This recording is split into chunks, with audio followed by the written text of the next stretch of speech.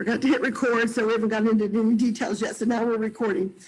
So again, what I was saying is that we're 3 market centers here doing this together, and there'll be at different points in the buyers and listing agreements where the information you put in is based on your market center. So just pay attention to what that is. And then, so the structure of the class is for this week, we're going to be working through the buyer agreement. Next week is going to be through the listing agreement. And then the last 4 days, for the last 2 weeks, we'll be working through the contract, the rentals, and all the other addenda. Okay, that's the loose schedule. It really depends on questions and answers and, you know, organically how it goes. But that's the basic agenda that we're working through. And we're going to have a buyer couple, and we're going to have a listing couple. I'm going to give you their names, and I want you to write them down and use them. Okay, throughout the process. By teaching it this way, from Thursday to Tuesday, you guys have a weekend in there that you can do some homework. So I want to give you some homework assignments, and that you're going to send to me when we get to them. And then I'm going to look them over and grade them. It doesn't matter what your grade is. You know, if you're missing information, I'm going to suggest how you can do it better, or tighten it up a little bit for legality reasons. But if you turn it in, you're going to get a point for that. And if you attend class, you're going to get a point for that. And then at the end of the class, we'll have some fun drawings and stuff, and get some of the vendors to donate some gift cards and get some prizes going, okay? So it's a free class. You could end up with some gifts at the end. And anyway, so let's get started. So let me see if I can share my screen here and not blow up on us here. Okay, so those online, are you seeing where it says contract class? Can someone tell me if you're seeing it? I can see it. Yes. Okay, great, thank you. Okay, so contracts class. So the first thing we're going to do, now periodically you're going to see these pages of notes throughout. So you guys can just take notes down as I'm talking, open up your book. Table of contents. So the table of contents isn't in necessarily numerical order because some of the things are used in different places. Okay, so instead of having duplicates throughout the book, I put them all together in one place and referring back to their page number. Okay, so I've broken down your buyer's basic package and then your listing basic package. Okay. So when you're doing a buyer's agreement, these are the basic things you're going to be required to put in there, okay? And then all the documents are going to be there for you, same with the listing. And then as you go to the contract package, it really determines what the contract listing, the listing online says as to what documents you're going to need, okay? So we'll be referring back to this page periodically. I'm going to open up mine because as I'm going through teaching, I always have to tell you what page to go to. Okay, excuse me. So now the buyer scenario, okay? I'm going to read this to you, and I would like you to listen to what's being said. So first of all, imagine yourself with your family or your friends, your buddies, you're on your way to the beach and you're driving on a Saturday afternoon. You just have a day out on a Saturday afternoon, and you're in the car driving and your phone rings and you're a realtor and you pick it up right away without reflection as to who it might be. It's just how we're trained, okay? And so this is what happens. So as I read through this, and if a question comes to your mind, I want you to write it down on the piece of paper in your book, just right next to the paragraph or somewhere on there. Because at the end of this, we want to discuss what questions come to mind. And if they don't come to mind, don't worry about it, because some of you are really new at this and you don't know what you don't know. But we want to share with you how to understand what to ask for and what you should be looking for, okay? So Bill calls the agent, okay? So Bill says, hello, my name is Bill Smythe. I was referred to you by Jack Jones. We were stationed together in Germany some years ago. Well, hello, Bill, a friend of Jack Jones. That is great. I hope Jack is doing well. How may I help you? My family is relocating to the DC area in the next few months, and we would like to purchase a home. Oh, that's great. Tell me about your family.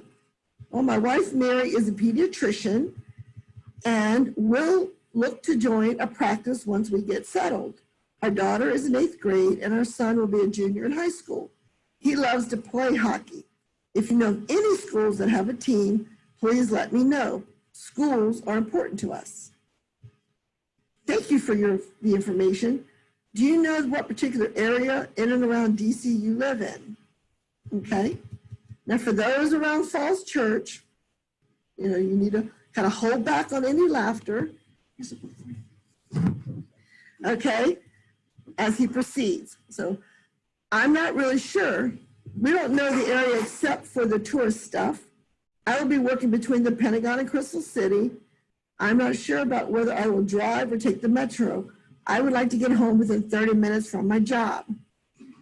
So I told you to hold back the laughter. Okay, even if you live in Crystal City, that may not happen. So we need at least a 4-bedroom and a 2-bathroom. I would like a garage and work area. Mary would prefer a ground master suite. Her parents will probably visit often.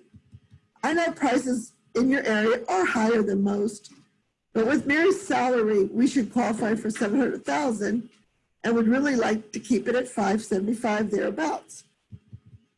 Okay, well, that's a start. Have you spoken to a lender? Well, no, not for this transaction. Our credit's good. We own a home in Ohio that we rent out. Okay, Bill, I can provide you and Mary with the name of a lender that I've had a great working relationship with, and his or her name is. Would you like their number, or may I give him your contact information to call you? What is the good date and time? If you're looking to move in the next few months, we should really get started now. Are you in the area? No, we're planning a house hunting trip next weekend. Can you show us around?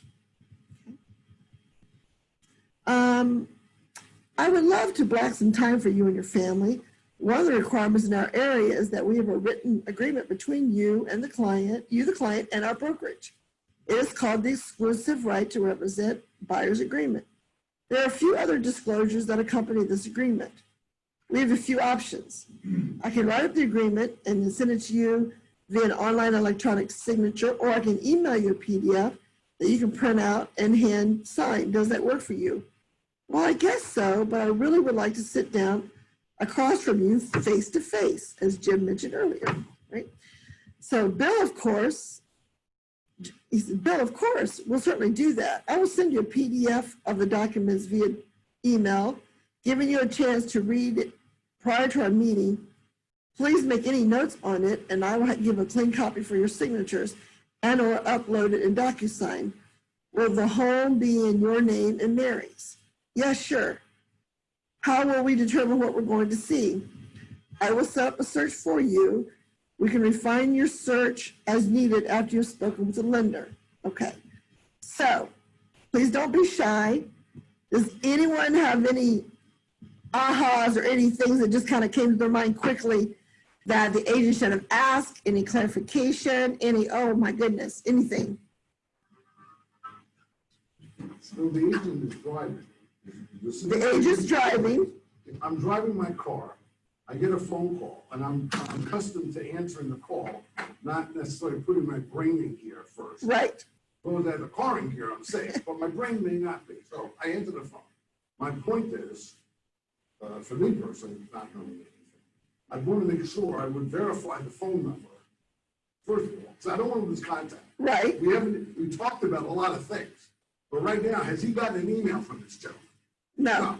Does he have a cell phone number? No. So I don't know if this is right or wrong. You said don't be afraid. No, it's right, perfectly. So my first goal would be to verify his cell phone number, Right. to make sure that I have Mary's cell phone number, because he already gave me a clue. Right. Okay, they're married. Right. She is a professional pediatrician. She wants a master suite on the floor. She's the decision maker. Right. I'm sure that he's going to go along with what his wife wants. maybe I'm jumping ahead. No, no. This is what my mind is thinking. Right. So anyway, I want to verify, I want to get phone numbers, I want to get email addresses. Right. So hold on. Now, can you guys hear what he's saying on the call? Can anyone hear what Jim is saying on the Yes. call? Yes, I Okay, could hear great. it. Yes. So great point. So you are driving, okay? So if there is someone in the car with you, a family member, and as a realtor, your family is all trained to know how to do this because you've taught them over the time, or any friends that drive with you, they know to start taking notes the minute you go into realtor mode. But if you're by yourself, you need to let the person know that you are driving, ask them if this is the best number to call back, and then get to a safe place so you can actually take some notes. So great point there. Any other things that came up throughout the conversation that you need to take care of before you hang up the phone with somebody? Jim mentioned obtaining contact information, emails, and cell phones. Okay. Anything else? When would we contact them? Is it a good time for us to contact them? Right. What's a good time for you to contact them back? Okay. Anything else? I think it's a little aggressive to just never meet the guy and I can say, well, I'm going to send you this form to sign. Correct. So sending the form ahead of time when he lives out of town is to let them prep up but not to sign. So instead of saying you're going to send it to them to sign, you would say, send it to them to review. We'll sign when we get together in person and we'll go over it. So by sending the document to them ahead of time, it allows them to peruse it through a little bit. Most of them will not, but it allows them to have any questions to the forefront of their mind when you do get together. Even if someone's local, I send them a sample document so that they can look through it if they have any questions, and we're going to meet in a couple of days.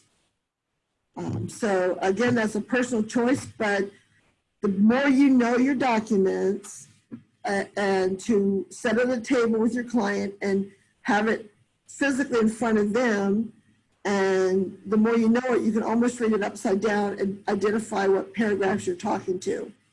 So, but good point. So can I ask that? Because I like the point she's bringing up. I don't know if she can hear me.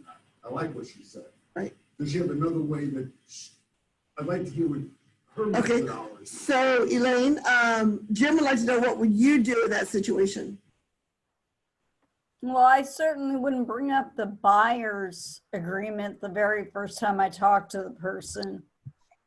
That I'm afraid that might scare them off, you know? Well, July 1st, 2012, Virginia said you have to have a buyer's agreement. It's an absolute requirement in Virginia.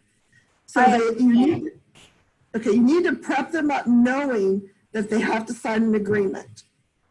And to meet with you to go over the agreement. You're not going to sign it ahead of time. No one should ever sign an agreement without you as an agent going over it with them, not line by line, but paragraph by paragraph or concept by concept, for them to fully understand what you're going to do. So the point of my class here is for you to know exactly what the contract says line by line, for you then to know how to speak to a buyer or seller based on paragraphs and concepts. Okay?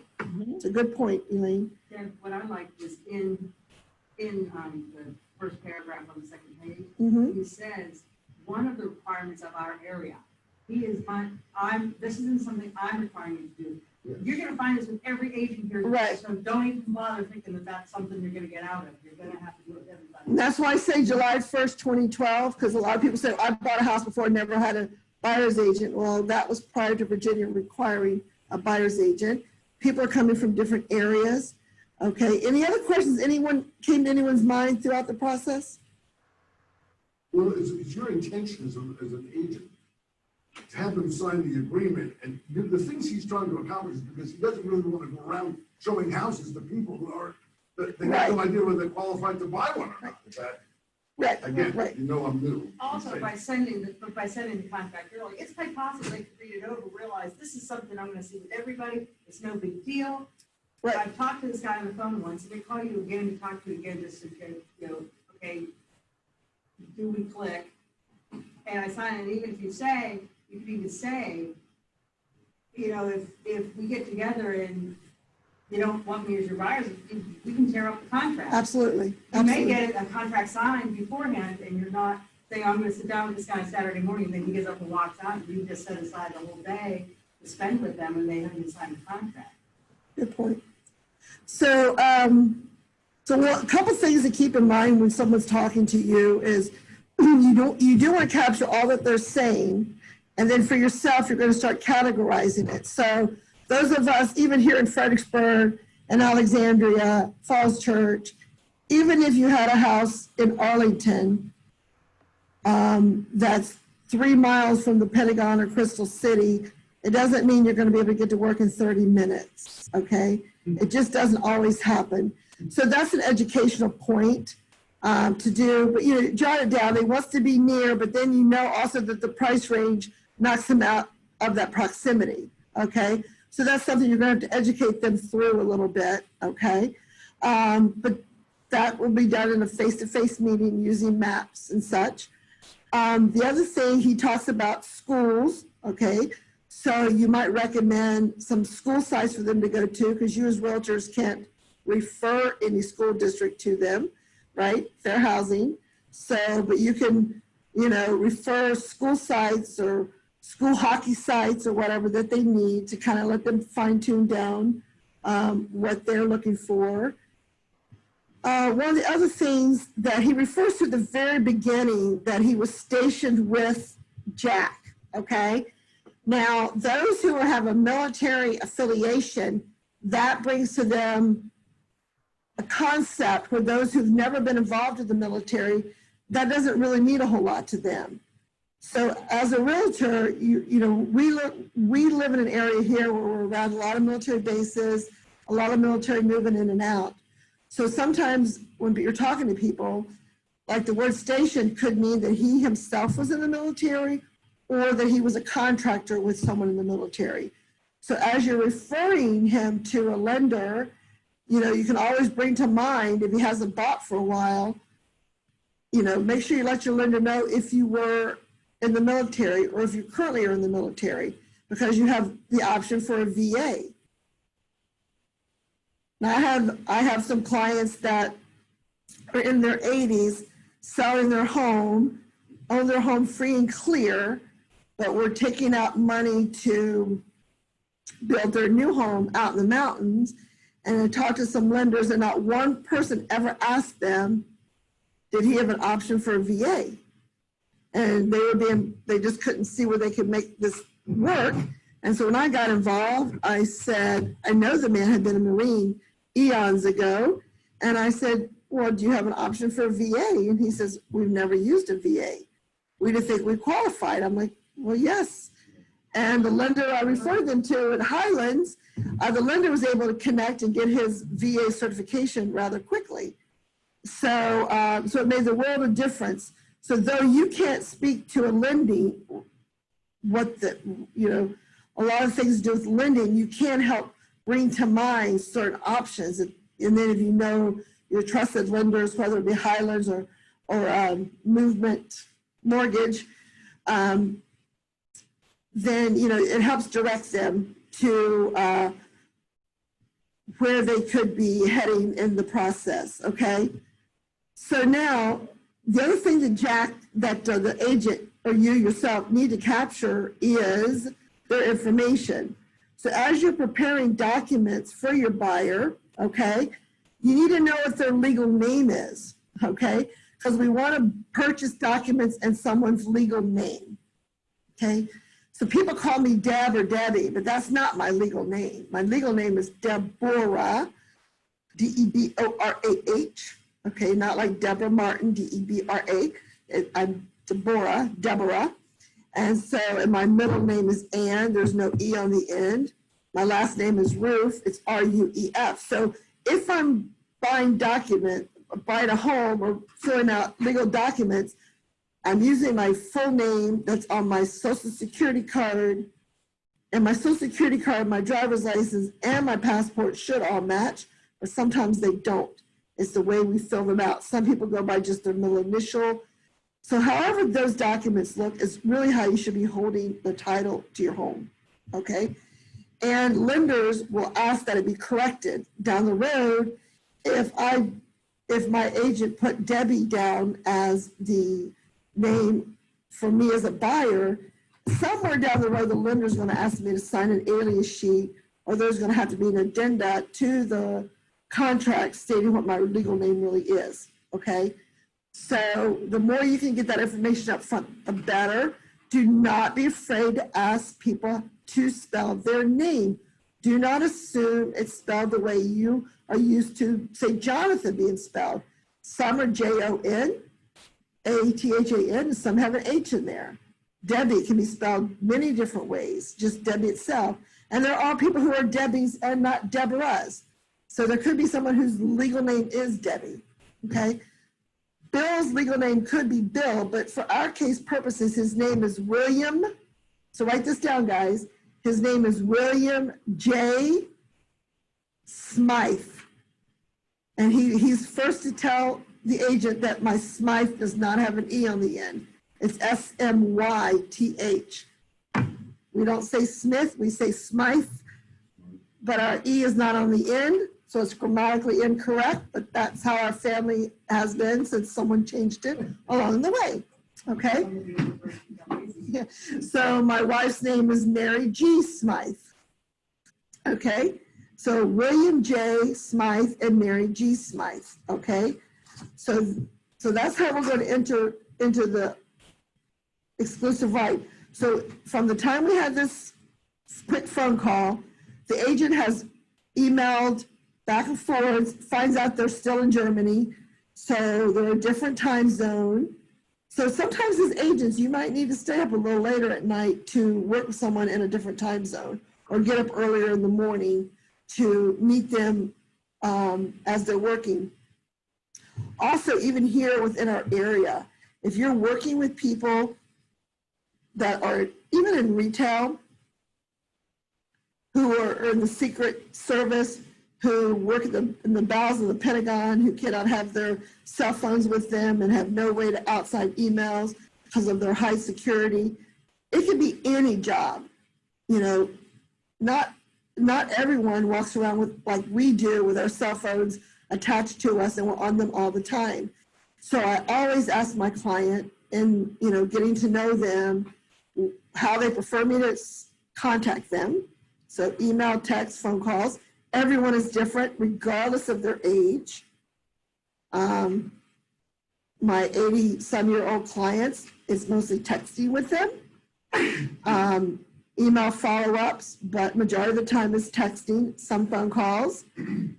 And so not to breach anything with fair housing, but I worked a lot with, I'm a senior citizen too, I don't know what I'm saying, but anyway, I have a lot of family members who are hearing impaired and who wear hearing aids. So the written messaging with them often is better than the phone call, okay? So having everything in writing is easier for them, which is, I'm sure why my clients do a lot of texting and emailing as opposed to phone calls. So, so just finding that out up front, I have no idea what that is. Yeah. It's one of those advertisements that they shoot up. So anyway, so then, and then in that process, I find out, you know, you find out where they work and how, and during the day, during their work day or night, because they can work in the evenings, can you contact them or their restricted times? So I had one young man who worked in a place where their phones couldn't go in with them. And so he said he always went to lunch at noon, from noon to 1. So during the negotiation period, I would tell the other side that I cannot contact my client until around noon. I'll go and send the message so he knows to contact me, to call me when he gets outside with his cell phone. But I know that I cannot get an answer from him earlier in the day, okay? He wasn't allowed incoming calls. People who work in retail, they shouldn't be standing at the check stand or stocking on their cell phone. So it's the same issue there too. They may have to wait for their lunch. So it's not just people who are in security areas that we have to worry about when someone's being employed by someone, they should be giving that employer their full attention, okay? So I always suggest that they let their employer know that they're in the process of buying or selling, and they may need to answer some questions throughout the day. But, you know, that's up to them and their job, okay? So with that said, let's go ahead and start going through this agreement. Okay, can I move that? Okay, so the name of the document is an exclusive right to represent buyer agreement. So the word exclusive should mean something to you and to your buyer. So you want your buyer to understand that the agreement is between them and, in this case, the broker. Okay, the brokerage, which is Keller Williams Falls Church, Fredericksburg, and Kingstown, okay? You want to explain to your buyer right up front that you as an agent are working under the auspices of the brokerage, that the agreement is between them and the broker or the brokerage, okay? And that you represent that broker as their agent. So in this case, representing them, that it's an exclusive right, which means they cannot go out and have another agent working for them. Prior to July 1st, 2012, that often happened. People did not have an exclusive buyer's agreement. Now, all through the early 2000s, when Steve and I, we encouraged our agents all the time to have buyer's agreements with people. It was never a state requirement until July 1st, 2012, because it protected you as an agent. Otherwise, you're just wasting your time, and you're really working for sellers trying to find someone to buy their property, and you're competing with other agents out there. So don't do it. Just don't do it. Your brokers are not going to be happy, and when your client goes to somebody else, you're not going to be happy, okay? You should never open a door for someone who has not signed either an exclusive right to represent a buyer's agreement with you or an acknowledgement that they're unrepresented and you're just showing the property on behalf of the seller. Okay, and we'll get to that later. All right, so the exclusive right to represent buyer agreement is made on, so the date that you're meeting with them to sign. So if your meeting is with them on Saturday, okay, and so Saturday's date is the 18th? So you're gonna put in the 18th if you're prepping this up in advance, okay? So go ahead and put in the 18th in there. Okay, and then it's between the buyer, so we said William J. Smythe. And on here, you can use just a comma, because that's what the online documents do. Or you can use the word and. So William J. Smythe, comma, or the word and, Mary G. Smythe. Okay. Okay, someone asking questions. Let me just see. I'm sorry? Is that Mr. William? No salutations. It's their legal name. It's how they're going to hold title. I don't. I never thought to consider asking that. I just always just put a name. Just, your name is Bill. Bill. Right, because it comes out later. Yeah, right. You want to know how they want to hold title. Okay, it's their legal name to hold title. Okay, and then the brokerage. Okay, so now let me see if I can find this other document and bring it up on the screen for you guys to see. And I'll email it out to you later.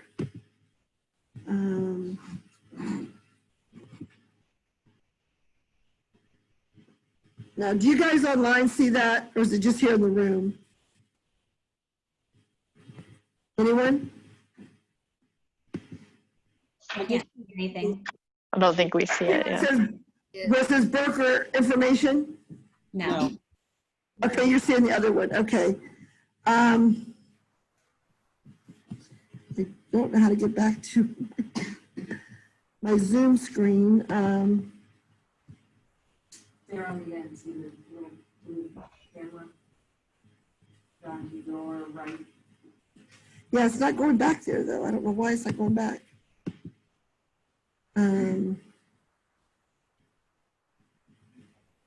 All right, I don't want to switch to the other screen, so we'll just stay here. You can switch. Yeah, they're going to figure out a way I can do it easier. But can you guys still see the exclusive right now? Yes. Okay. All right. So Keller Williams Falls Church, for example, your name is Keller Williams Realty Falls Church. Okay, so that's what you're gonna put there. Those that are agents in Falls Church, you're gonna say Keller Williams Realty Falls Church. Okay, I'm gonna give you, everybody else, their stuff here in a second. Are we still Keller Williams Superior? No, you're not Keller Williams Superior. Absolutely. That's what I want to make sure you guys Yeah, understand. that's what. Yeah. Okay. So I can switch it here. So in Fredericksburg, you are Keller Williams Realty, and then they have a dash Fredericksburg, okay? So it's not Superior at all. So it's Keller Williams Realty dash Fredericksburg. Falls Church, there's no dashes. It's strictly Keller Williams Realty Falls Church. Okay? Do you know the change? I'm sorry? Did anything else change? Not right now. And then for Kingstown, you are Keller Williams Realty Kingstown, E on the end of Kingstown, and no dash. So I'm not sure about the dash in Fredericksburg, because I know when I set up Falls Church, Depot did not have us put a dash in there. So I'm going to say Keller Williams Realty Fredericksburg, but I'll double check with them. Okay, so So leave off the dash for right now. yeah, I need to clarify that dash. I set up Falls Church with Depot back in the day, and we were told no dashes. But anyway, okay, so it's the brokerage name that goes there, because it tells you to insert the firm name. Right. And then it says broker over here. So people often will put in Steve's name. Steve Gaskins is your principal broker. He is the one truly in charge. And it's his shoulders that these three offices legally, he holds up on his shoulders, okay? Shannon and myself, Angela, we represent Steve. And I'm not a broker yet. I'm Steve's liaison, as I have been for almost 2 decades, in different capacities. But you know, we're helping Steve out, okay? But it's always the Can you come broker. here? I'm sorry? Hello? Okay, So don't put Shannon's name in? not there, no. But right now, she's a supervising broker here, just for, we'll get to that later. Okay, so now the appointment of broker. So this is your explain your client. In considerations for the services and facilities, the broker, i.e. the brokerage, is hereby granting the right to represent the buyer in the acquisition of real estate. Okay, so appointment of broker. In consideration of services and facilities, the broker is hereby granted the right to represent the buyer in the acquisition of real estate. So we are representing, is someone trying to chat? If you're trying to chat, can you just break in and ask a question? It's just not allowing me to get to that screen. Okay.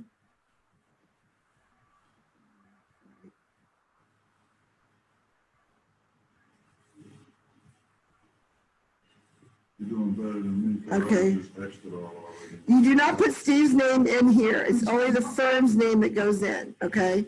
Steve's name does not go there at all. His name shouldn't be on the page at all. Right, not here at all, no, okay? So then, buyer representations. Buyer represents that as of the commencement date of this agreement, buyer is not a party to a buyer representation agreement with any other brokerage firm. You lift your head up, you look at your client in the eye, and you look for truth and honesty, okay? Because they're signing an exclusive right. If they hesitate at all, you need to stop and say, are you in another agreement with someone? And they're gonna lower their head, they're going, yeah, my neighbor's an agent and we don't get along. Okay. As an agent, you need to tell that person, until that agreement has ended or expired or been terminated, I cannot represent you. So please look at your buyer's agreement that you have from that agent and look at the termination clause of what does it say, or how do we terminate? Worst case, you just say, you can go and directly just send an email to that agent and the broker, always copy the broker, say, I'm terminating my agreement with you that was signed on such and such date. Now, I can tell you how many times I've heard stories where an agent calls me and says, this is the situation I'm in, and the buyer does not have any documentation from the broker. So in true contract law, the buyer never received back the document from the broker. So if you're going before a judge, the judge would more than likely say, they should, that it was never an agreement because the buyer never received a copy of what they signed. But we don't want to risk that. We always, so always have your buyer resign from the other side, have the other side acknowledge that they've quit with them, and then you can sign an agreement with them.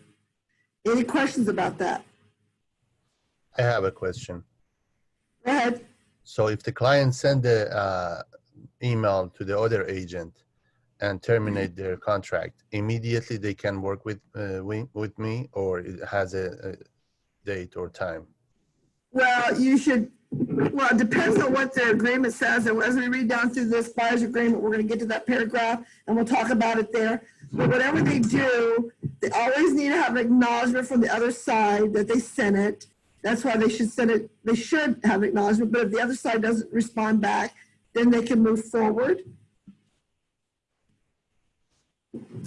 But they should always CC the broker on there.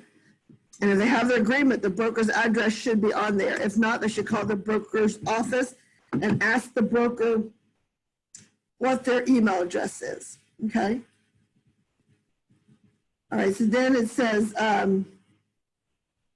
buyer further represents that the buyer has disclosed to the broker information about any properties that the buyer has previously visited at any new homes community or resale open houses, or that the buyer has been shown by other real estate agents or associates in any area where buyer seeks to acquire property under this agreement. So it depends on the open house, the new homes construction. If they want to go there and buy in that neighborhood and they went there before they knew you and never told them that they knew you, the new construction place may or may not allow you to get a commission. Just know that up front. But if they go into open houses and they've spoken to agents about the property, it doesn't mean that you owe them a commission because you have to have a buyer's agreement to get that commission. But you do want to know if they've been working with other people to protect yourself, to make sure they have no other agreements, okay, with somebody else. Notices. All notification and amendments under this agreement shall be in writing and shall be delivered using the contact information below. Okay, again, you're going to ask your client what's the preferred method to contact them, but you need to capture their address, a phone number for them, it doesn't have to be all of them, and an email address. Now, in our case, Bill and Mary live overseas and it's an APO address, so we're going to capture their email and their phone number. We're not necessarily going to be mailing anything to them, and they're going to be coming back to the United States in the near future. But you want to have as much contact information as you can for them. Now, this document, when you're typing it in online, does not allow for you to put the two email addresses. So who's the primary person in the family who's going to be answering the email? That's who you want to know. Now, when you start sending stuff to them in DocuSign, of course, you're going to add both parties in there, okay? But for the purposes of this document, who's the primary, okay? And then the broker. So the brokerage's address and then the broker's email. So for those in Falls Church, your email address is kwfallschurch@gmail.com. kwfallschurch@gmail.com. And I'm going to send this document out to everyone tonight.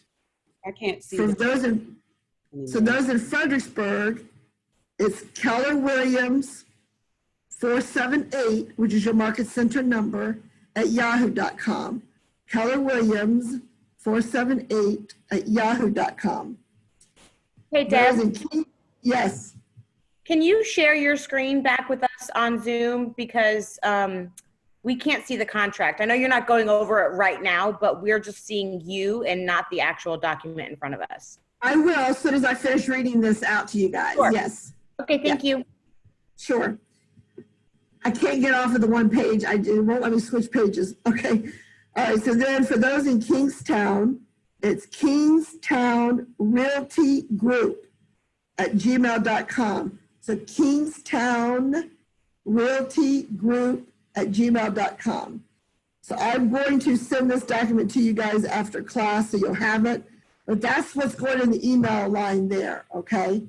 So in this area here, it's not Steve, Shannon, my email address at all. It's the ones I gave you, which I will send to you in a document later. Okay. Now, in your conversation with your client above, and when they say, oh, yeah, we have an agreement. So here's term and termination. This agreement commences when signed and subject to the compensation paragraph, expires at 11:59 p.m. on. Now, I know from people going through Mosley and some other classes, somewhere along the way, it's got in people's mind that can only be 90 days. Okay, that's not true. The default would be 90 days if someone doesn't fill this in, okay? But in fact, it can be a year from now, because you might be working with a buyer who's got some credit repairs, and you're going to be working with them. They're going to be working with the lender. You're going to send them listings to show neighborhoods so they can kind of see what they want to look at. But you want an agreement with them, so you want to be working with them. You want to be arm in arm with them. So your agreement can be longer than 90 days. It can be for whatever. It can be for a day. It can be for a property. It can be for an hour.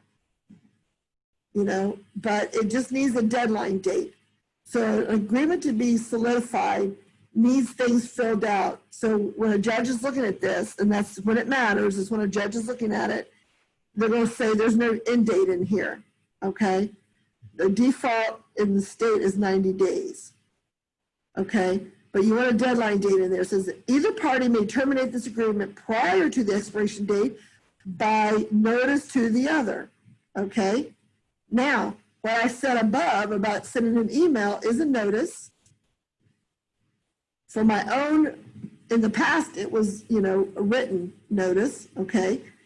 And then we always wanted confirmation back. Well, the word notice is a unilateral communication. So you need to notice them that you're terminating. In the event broker wishes to terminate this agreement prior to the expiration date without good cause, buyer shall compensate the broker. I'm sorry, in the event buyer wishes, I think I said broker. The buyer will compensate the broker X amount of dollars as an early termination fee in addition to any compensation otherwise due pursuant to this agreement. This is a personal choice, everybody. Some people put a termination in there. Somebody put the word zero, because when you're representing the buyer, oftentimes it is the seller who's paying your compensation. Some people might put $100, some might put $50, some might put $500, you know, but whatever you do, I encourage you from day one is to make yourself up, whether it's on your phone, on your computer, written on a piece of paper. What mode of work are you doing? So if your termination is $100 for every buyer, you write that down. My termination fee for every buyer is $100.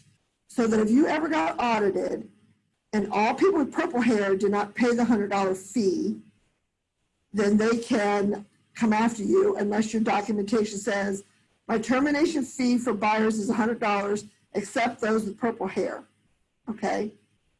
So I say purple hair, but what about if you were an ex-nurse, for example? You retire from the nursing profession, so you might be giving nurses a break and you're not going to charge them the fee, but everyone else has to pay it. So if you're going to do a fee, you just need to say what that fee is going to be, and you need to keep it across the board, okay? What is your termination fee if you're representing a buyer, okay? Broker duties. Broker shall promote the interests of a buyer by performing the items of a brokerage agreement, seeking a property at a price and terms acceptable to the buyer, and I would say, and lender approved, presenting in a timely manner all written offers or counter offers to and from the buyer, disclosing to the buyer all material facts related to the property or concerning the transaction of which they have actual knowledge. So let's say someone in your office listed 1234 Main Street and hang on one second. Yeah, sorry, yeah, lunch is here. Okay. I'm gonna go do a closing, so y'all help Perfect. yourself. Thank We you. got some pizza and some spinach yummy cheese bread. It Okay. smells good to me. Oh, and So yeah, we'll take a break in a few minutes. Okay, thanks. So anyway, so thank you. Sorry for the interruption, guys. Those that are here get to eat lunch. So so let's say you represent a buyer and they're interested in a house on 1234 Main Street. And you heard some agents lamenting in the hallway that one of them had that listing there. And because there was material defects, and the seller fired them, that agent still knows the material defects. You now know the material defects. You are obligated to share with anyone that there are material defects there. Because as an agent, you have to share it. You cannot keep it quiet, even if you're no longer that listing agent. So if Derek, right? If Derek were to come up to me and say, oh, by the way, I just heard you showed your clients 1234 Main Street. You know, so-and-so had that property and it floods all the time. You know, now I know that. I have to then let my clients know that, okay? So then anyway, so that's the material defect related, okay?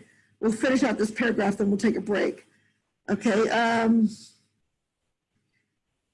so let's see, we're on E. Okay, accounting for the timely manner, all money and property received in by which the buyer has or may have an interest. So earnest money. Now, we as agents don't really touch earnest money anymore, and we really don't want to.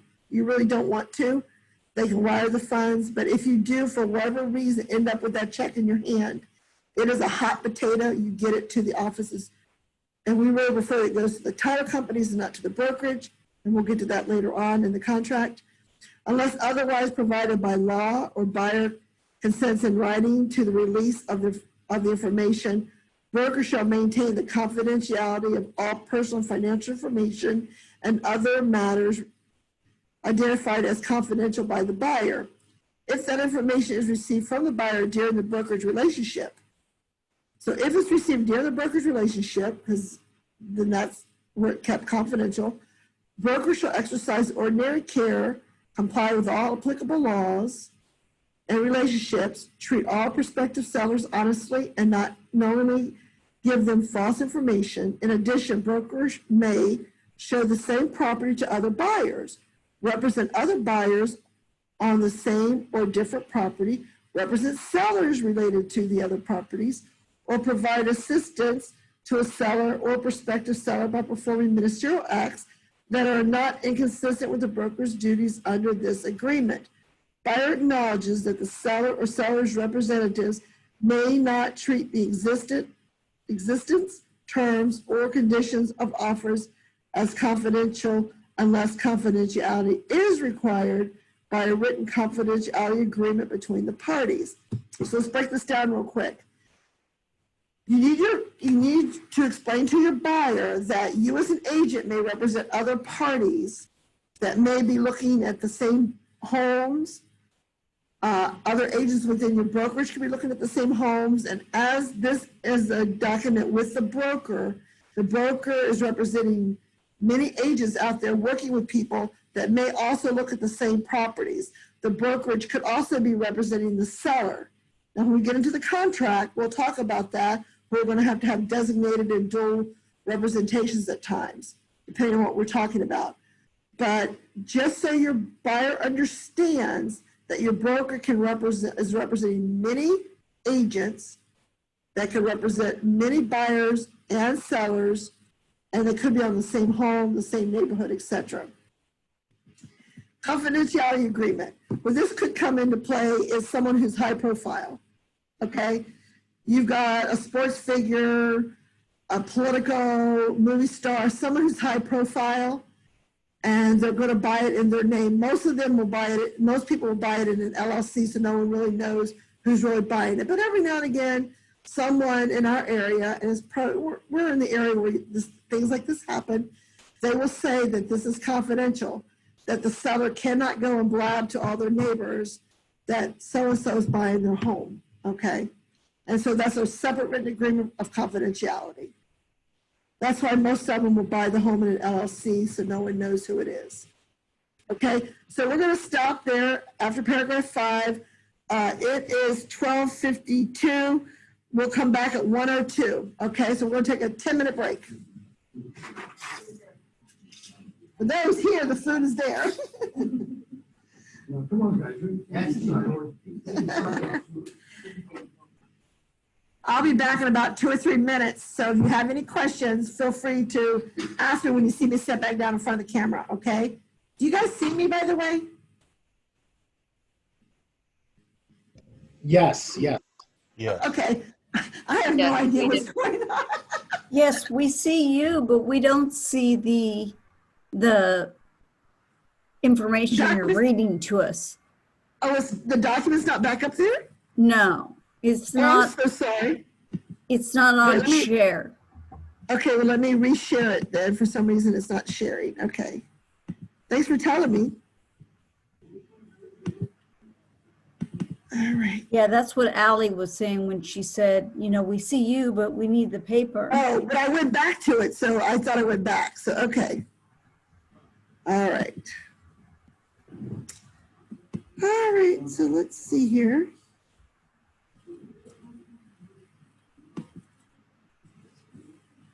All right.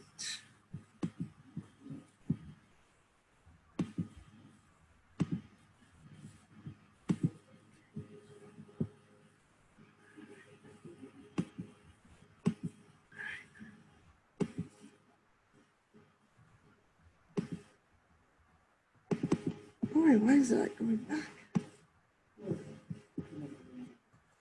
Okay, I'm going to close out and come back. I don't know. I just can't seem to get that window back. I see Elaine, and that's all I'm seeing under. Aha, yay, okay. All right. All right, so now I have to open the document again. That's me. Yes, I see your face. Yeah, I forget what the host, how the host shares. Okay, so now under hosting again. That's it, Tony. Okay, so that's where you're seeing right now. Okay, so I got back to that again. Okay, so share my screen.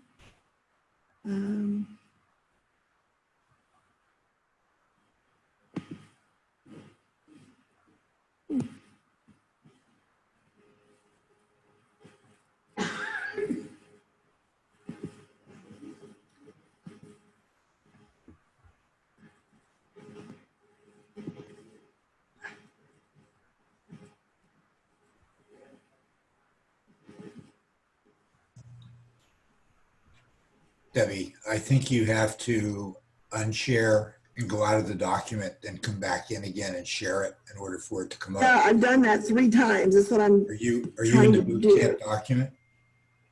yeah, I've got, Maybe just go forward to the page that it's on then.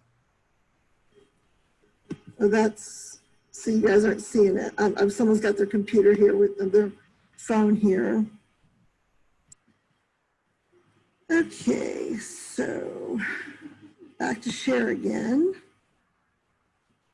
Okay, let me.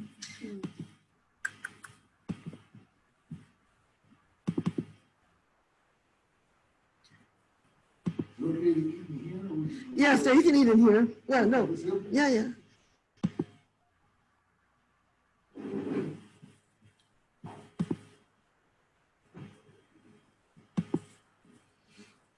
Oh, yay. Okay, that did it. Right. There you go. That's right. Okay, now. Let me go back to that page. Thank you, guys. Ah, way Thank too you. fast.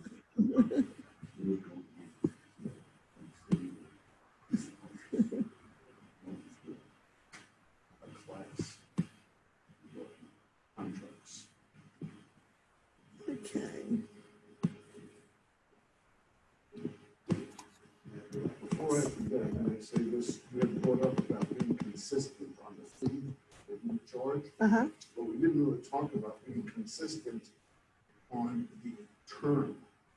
I'm sure that that's something to be considered, right? Well, the termination fee. No, not the fee, but the termination, the time. Oh, In other words, if see for me. yeah. Okay, so your question is, there is If I'm no, having a first-time buyer. right. I'd want that to last a year, because I don't know what I'm facing. Right, and that's everyone's business. So it's always going to be negotiated. The question Jim has is, going back up to paragraph 4, consistent on how long you do a buyer's agreement. That's between you and the buyer. The longer agreement you have, the better for you. However, someone might say, well, you just referred to me, Jim, I really don't know you.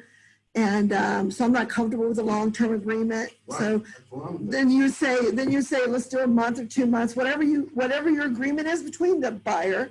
You agree on the time, and then you can always go back and addend it later. You can always say, we're ready to extend it, because you're getting I'm along. saying this specifically, I don't have to worry about that time, consistency-wise, the way I might have to worry about what I No. charge for the fee. Correct. No. Is that fair assumption? Correct. Yes. You do not have to be fair and equitable on how long you have a buyer's agreement. No.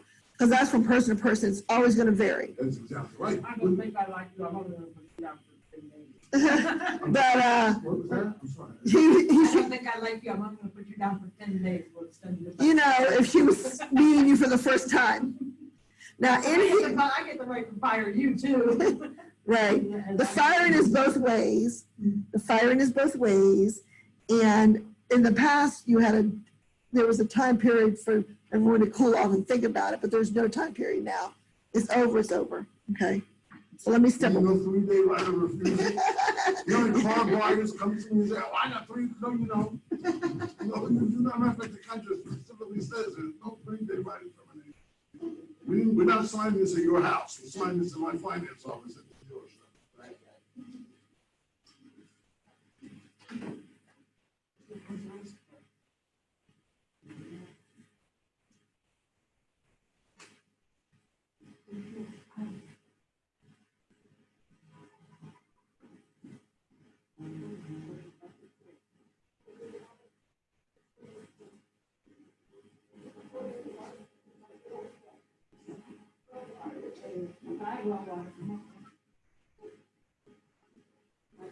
I grew up on World War.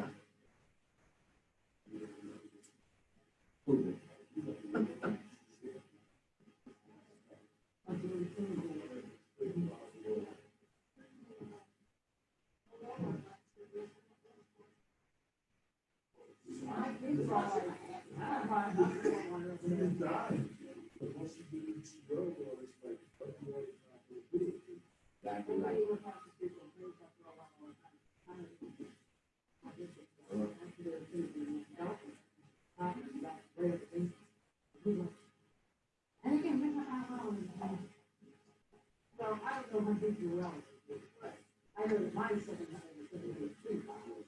I actually have one finger and I I know how big it is, but it's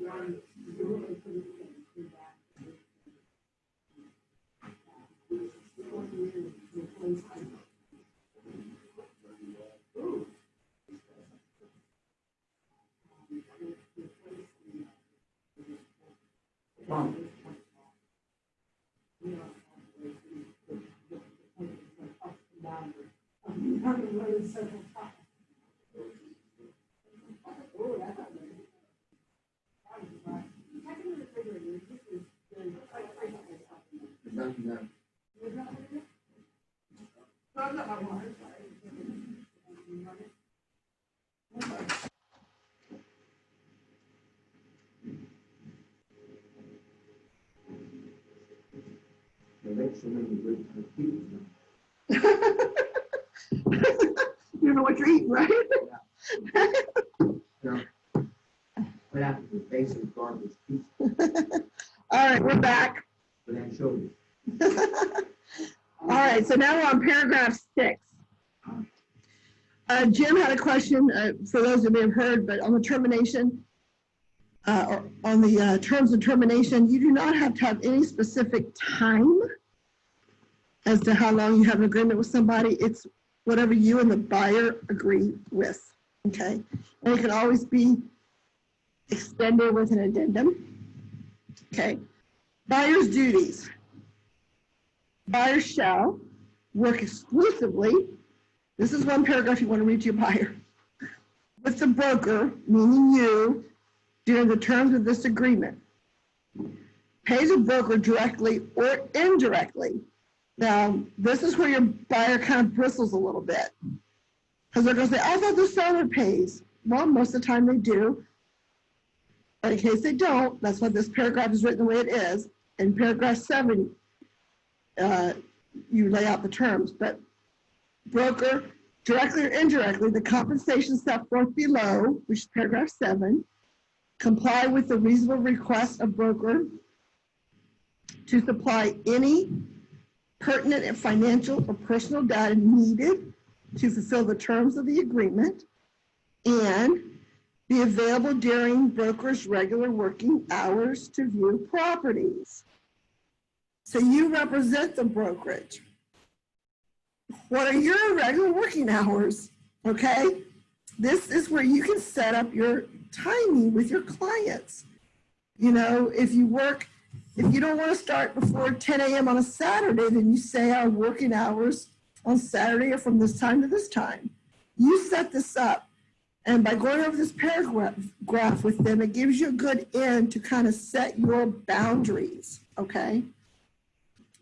So buyer is advised against and assumes responsibility for taking, posting, publishing, or displaying any photo or video recording of any property without first obtaining seller's prior written consent.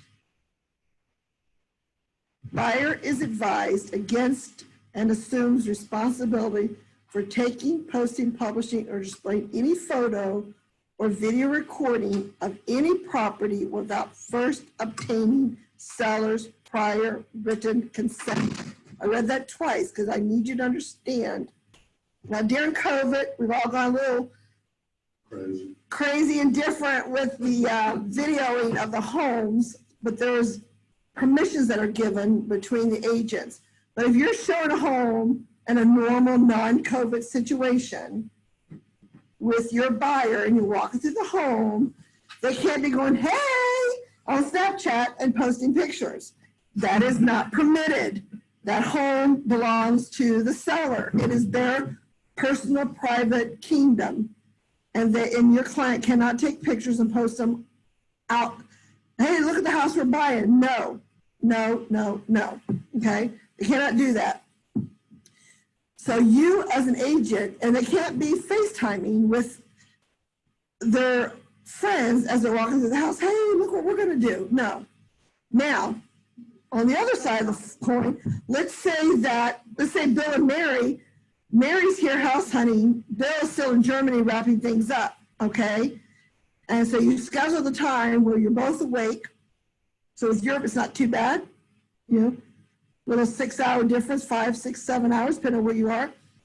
So you schedule time appropriate that you guys are awake here on the East Coast, Bill's awake in Germany, and you seek written permission through the listing agent that Mary can FaceTime with Bill while you're viewing the home, okay? They're not going to publicize it. They're not going to push it out. They're not going to do anything. They're just simply FaceTiming. And FaceTiming is not written there, right? It's talking about displaying the photos and video recording. But you want to make sure that you have written permission to walk through a house. I had clients who were moving here from Georgia. It was he got hired and had to be back within 3 weeks. And so but they couldn't buy quick enough. They ended up going into a rental just because of the timing. So I contacted all the agents of all the places I walked through with my iPad. And even though there were photos online, the wife could say, or the husband could say, hey, can you go into that closet? Can you go do this? Can you zoom in on that? And we did that, and they were able to rent their property. But I had written permission from each and every agent that home I showed, okay? All May I right, ask a so, question? sure, May I ask go a ahead. question on that one? Yes. There's also, you may have said it, but I got cut off for some reason. Anyway, I'm back. What if, like, Bill and Mary have a friend who's walking the property for them while they're still in Germany? Is that allowed? Yes, with permission from the listing agent. Okay, Yes. gotcha.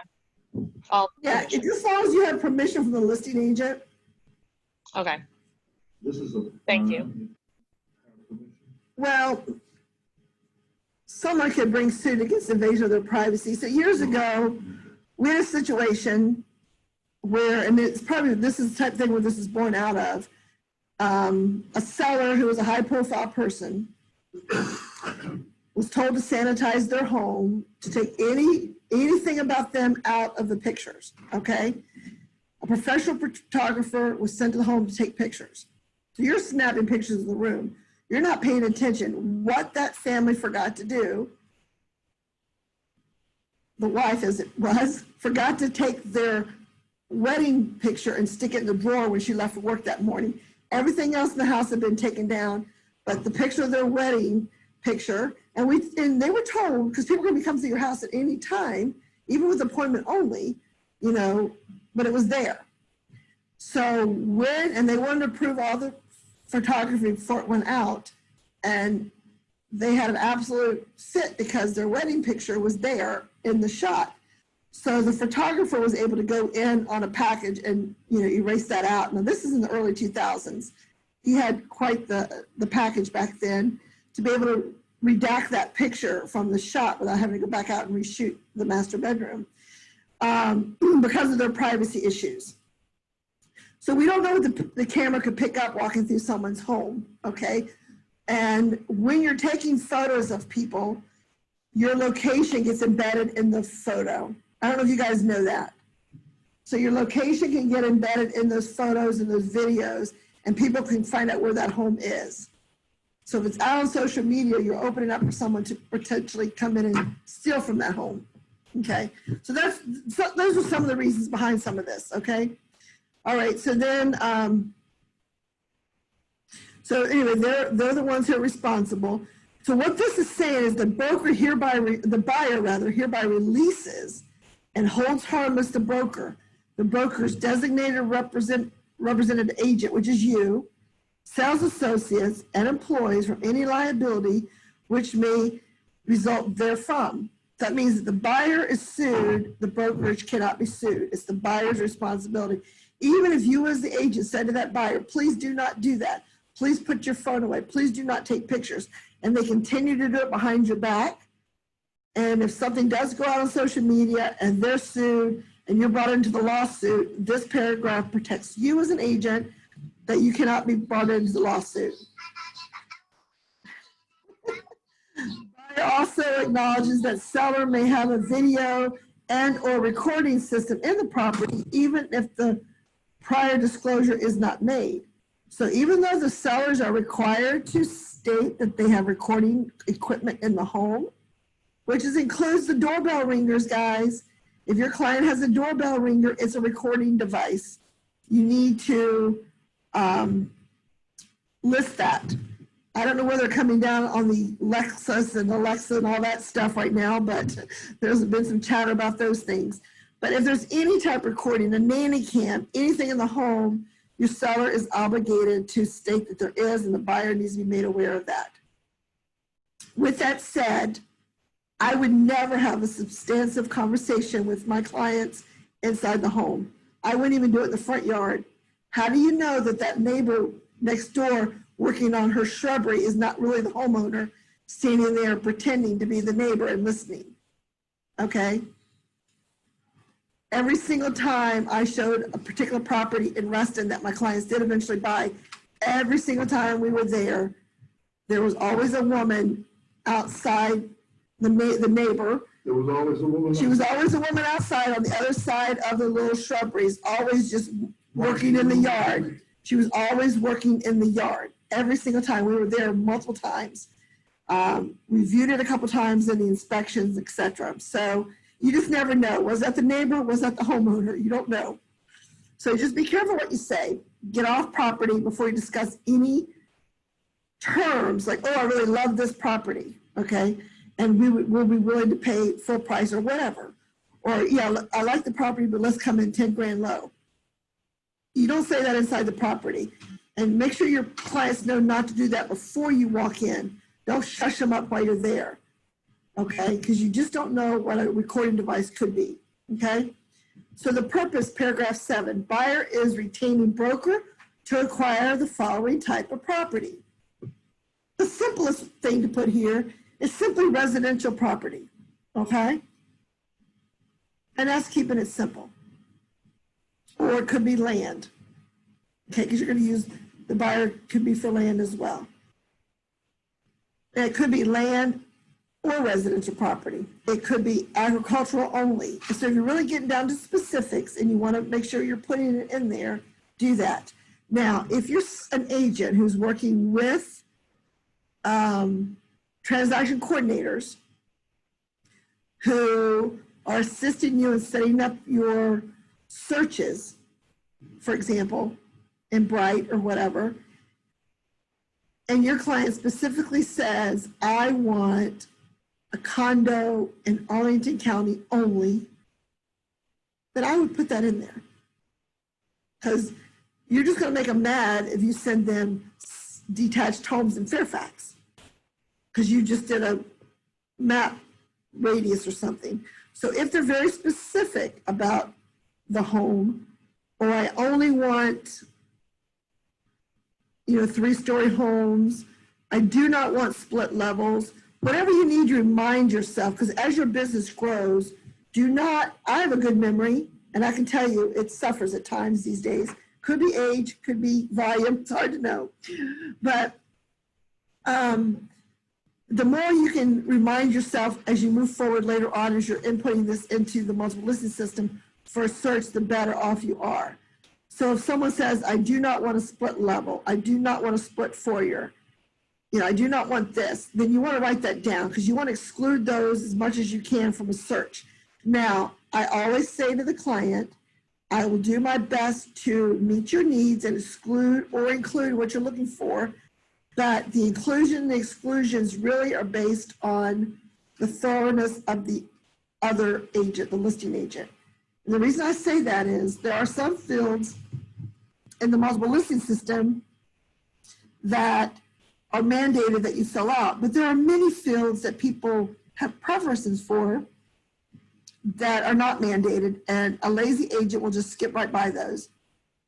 So you won't know for sure certain information, okay? All right, so compensation. So is there a retainer fee, just like the termination fee? Broker acknowledge receipt of a retainer fee in the amount of blank. I would say the majority of agents do not do this because it's kind of in the wind out there that it's the seller who pays the agent's compensation. I see this more often with rentals. So in a rental situation, someone might say $100 after the first 3 visits, first 3 showings, for example. The bottom line is consistency across the board for all people. You've seen that? Huh? You've seen that with rentals? Yes. So in Northern Virginia, a lot of the times the agents, after 3 or 5 rentals, and each agent's different, they'll say there's $100 fee. Or they'll show them so many up, and then after that, it's a $100 fee for the next 3. Because you're basically driving people around. Because on a rental, you're only getting 25% of that monthly rent. So there's not a lot of money in rentals. But then you have to decide, is it a retainer fee? Shall or shall not be, okay, shall or shall not be subtracted from the compensation. Okay, again, if you're going to charge it, most times it's not going to be subtracted from the compensation, okay? If someone were to do that, I would say you didn't have the money to show someone around to buy your own gas, you know. So you need to get into the coaching program and earn some money, okay? So anyways, and then payment. Buyers shall compensate in the amount of. So this gets buyers who haven't bought before. You can tell by their body language, they kind of stiffen up a little bit. So then sometimes I'll take them and I'll skip down and say, but in most cases, seller pays the broker fees, and I go back up to them. Now, we've had a lot of discussion over the years when there comes to be disputes. So agents used to get, 3% would be what you would get from both sides, 3% for the lister, 3% for the selling agent. So it was very common to get 3%. So we would see in here 3%, and then sometimes people would say plus or minus what's offered in the MLS. Well, that language was challenged a couple years ago. A lot of brokerages are offering less than 3% right now. So what Steve and Shannon came up with a couple years ago was that we would put 2% in here. Now, So that's where that came from. so we will see in a minute how you're protected. So just bear with me. So let's say you put 2% in there. And then if you're going to charge a flat commission, which I'm assuming here, because I've not talked to Summer or Chris about this, and you guys might know the answer, but Steve is the supervising broker. So this was Steve's decision when we formatted and formulated and came together in 2013 for Falls Church. Steve said that he is all for you charging a flat commission if you choose to. He's all for you choosing what amount that flat commission would be, okay? And most cases, I believe it's split with the market center, just like a commission is, whatever commission split. But again, it's about consistency across the board. It's about your business. So if you're going to charge a commission, a flat commission fee, which years ago used to be called an admin fee, you cannot call it an admin fee. That was challenged in court. So it's another commission, but it's a flat commission. So you're asking your buyers to pay an additional. Now I've known agents who from $295 all the way to $695, okay, and everywhere in between. So you would say 2% plus $295 flat commission. Now I would say to my buyer, and then you finish going down with them, they're going to pay this to the broker if buyer enters into a contract to acquire real property during the terms of this agreement and goes to settlement on that contract anytime thereafter. In most cases, seller pays the broker's fee. But in the event that the seller does not pay any or all the amount due, buyer hereby agrees to pay any and all remaining broker's fees due to the buyer's broker. Broker may retain, so here it is, broker may retain any additional compensation offered by the seller or the seller's representatives, even if this causes the compensation paid to the broker to exceed the fees specified above. So that's where the 2% came from. Could someone please mute themselves? Are you asking a question? Yeah, go ahead.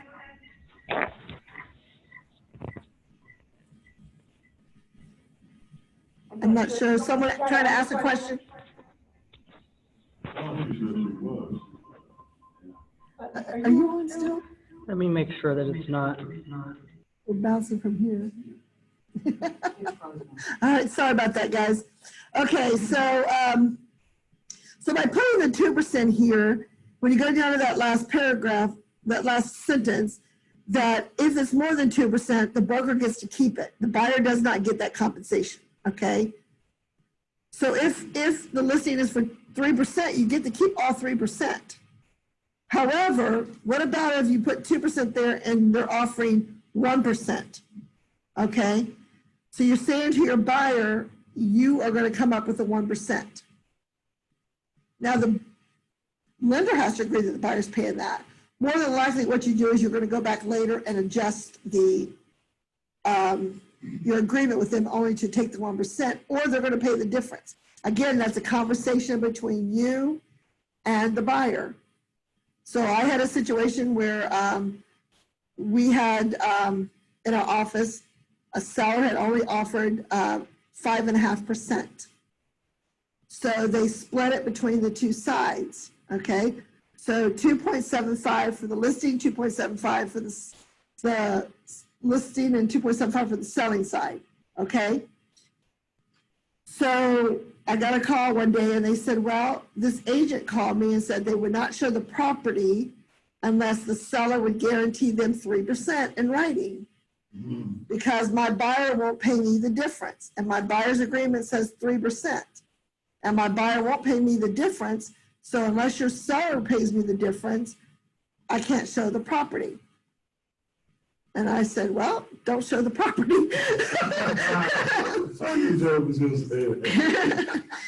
Now, as a listing agent,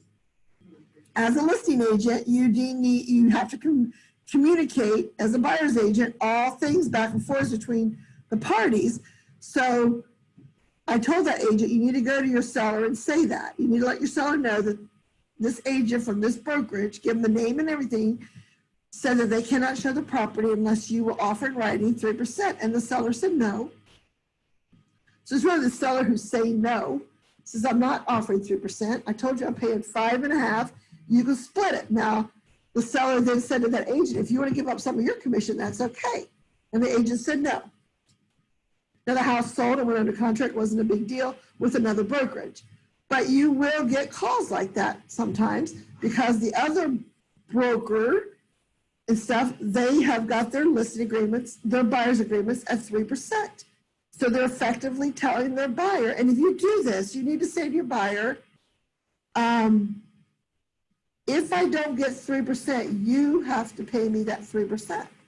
If the buyer says, I don't agree to that, okay? Again, the lender has to also know. The lender has to know that the buyer can come up with that money. So if it's a $700,000 deal, how much money do you expect the buyer to show up with? Okay, $7,000. We can turn it into something. Right, it's not a couple $100, it's some money, right? So that's why you want to be careful with that, okay? So that's why the 2% came about. It's not that that's not that we want 2%.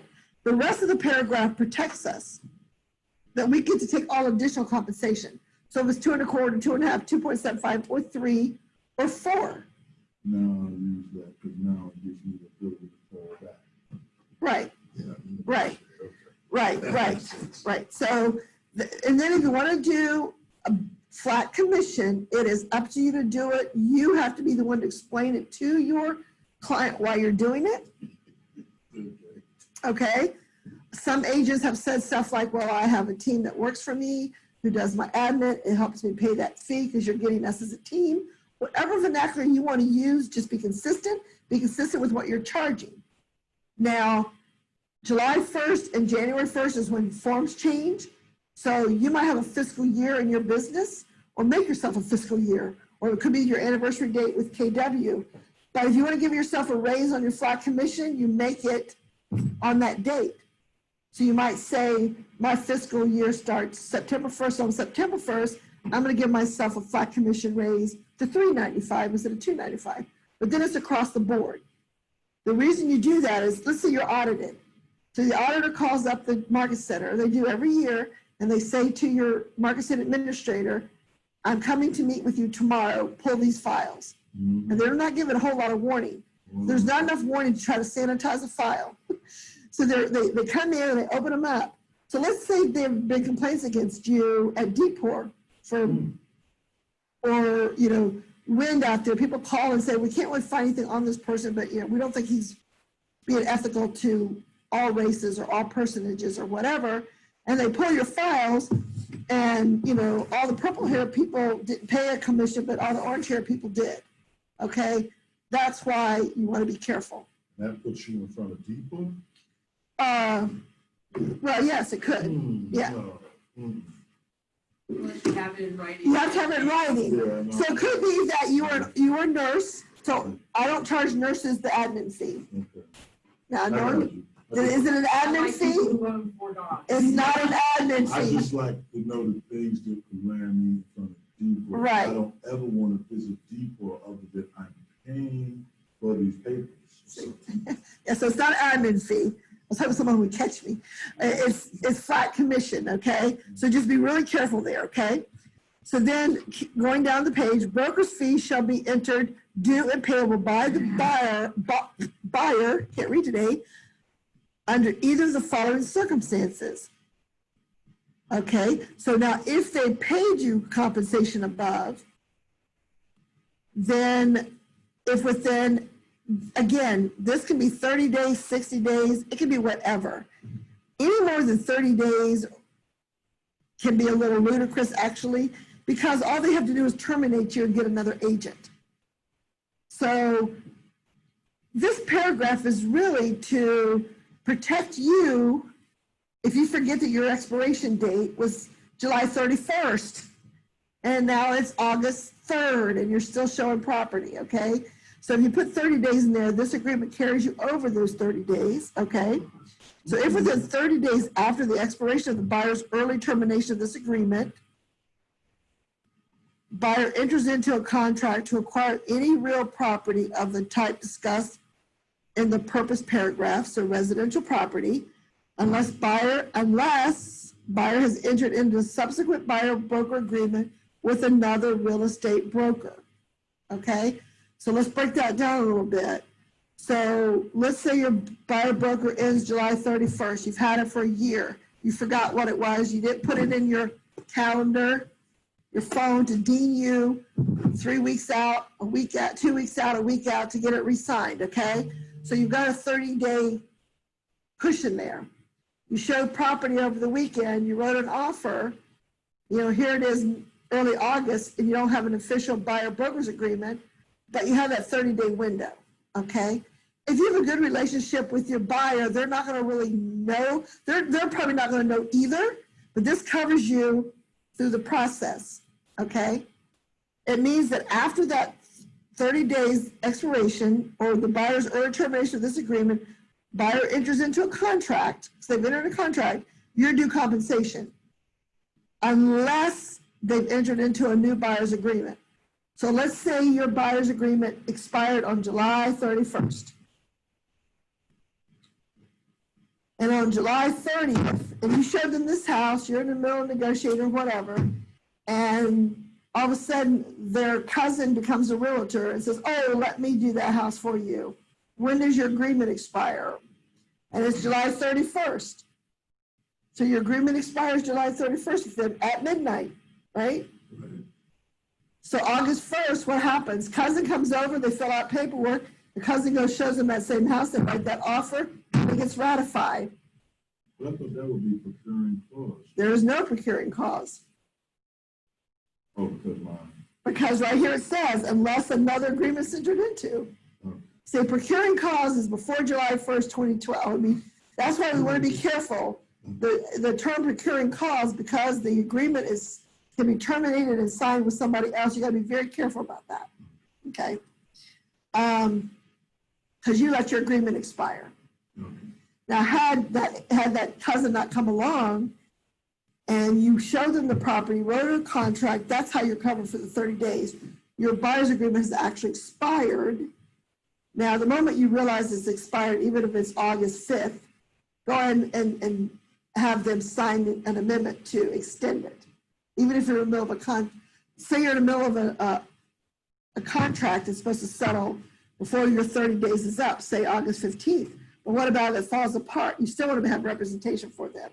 So go ahead and get an amendment signed to extend your representation, okay? Anyone have any questions about that? Deb, I have a question. Okay, hold on, Mustafa. Yes, go ahead. Contract expired. Uh-huh. Your buyer's agreement expired. And then they go and they find a house that you never showed them, and they don't get an agent, or they don't do a buyer's agreement with anybody, and they go and buy that house. Does So what you're saying. they do within a that custom- 30-day period. So within that 30-day period, she's asking, they don't come back to you to sign an offer. Okay? And let's say they go to the listing agent who says, I represent the seller, sign this unrepresented document, and we'll work it out. So it says that within 30 days after expiration of the buyer's early termination of this agreement, or buyer's early termination of this agreement, buyer enters into a contract to acquire any real property of any type discussed in the purposes above, unless buyers enter into a subsequent broker agreement with another real estate broker. So in your scenario, they should be covered, right? Because that's what it says. So you would just let it go to closing, let your broker know, and then your dear broker, Steve, would call the other broker up and say, oh, by the way, you owe us this much money. Love that conversation. So now look at paragraph 2. If having entered into an enforceable contract to acquire real property during the terms of this agreement, buyer defaults under the terms of the contract, okay? So then the broker can get paid, okay? So, okay, now Mustafa, go ahead. Okay, Mustafa, go ahead. just a question that this agreement, this contract depends on the time and time of determination. For example, if my client, not that it happened to me, but I was thinking about it, that if the buyer purchased or ratified one contract and want to go to another contract to buy another house, it's still this one is effective, right? Or I have to write another one? No, it's effective for the time period, for however many houses they buy. So I know agents who work with investors. So they'll write a year contract, and that investor might buy 10 properties throughout the year. Just when you go into command, you upload the same buyer's agreement each time. It can be for multiple properties. It's a time frame, okay? Yes, Jim? Is this a Keller Williams document? No, good question. This is not a Keller Williams document. Jim, new agent in the room. These are Virginia documents, in particular for NVAR, Northern Virginia Association of Realtors. These are legally binding contracts. That must be used by every. Yes. So this is a buyer's agreement for the Northern Virginia Association of Realtors. The Virginia Association of Realtors, their buyer's agreement may have some slightly different language in it, but we're all predominantly. I can't decide I want to add another paragraph. No. What happens is, Jim, as we get down toward the end, Jim's question was, can he add another? Number 16. Yeah. So Jim's question was, can he add another paragraph? Absolutely. But it's got a paragraph. Paragraph 16. But I caution you. Until you have years of experience, depending on what is wanted to be added, you should always seek counsel of your broker to make sure your language is not ambiguous. Okay? We talk too much with too much ambiguity around us. We want to be very precise, and that cannot be interpreted other than the way it's meant to be. Okay? So, real quick. Uh-huh. Does DC and Maryland have a similar requirement?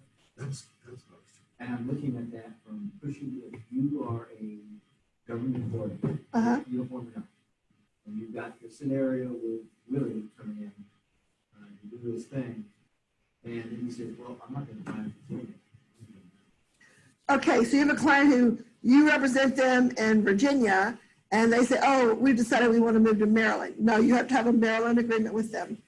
So, No, what I'm asking is that if they decide, they don't have an agreement with Okay. with Barbara. okay, We're back at stage one where I need to discuss it, she's discussing that with okay, a potential new buyer. right, And they decide, I don't want to enter into this kind of agreement, I'm gonna go look at Maryland instead. okay, What okay. I'm looking at is it a push off? Does Maryland have a similar protection for the realtor? Yes, Or DC? yes, both. Absolutely. And theirs have been So, stronger. Go to Maryland, We're but gonna see the same. we're gonna see a similar, if not more stringent requirement. Maryland and DC's requirements for buyer broker have been in place longer than Virginia's. Okay. So, but in that scenario there, you're representing a buyer who's coming and they realize the proximity to Virginia, Maryland, and DC, and they say, we might want options.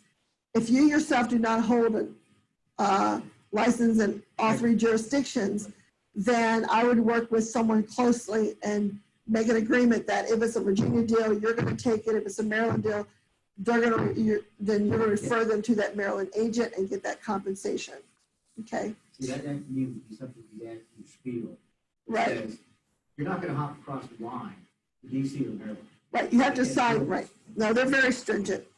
Okay, so yeah, DC and Maryland, we all have buyer's agreements and they're all very strict. Okay, so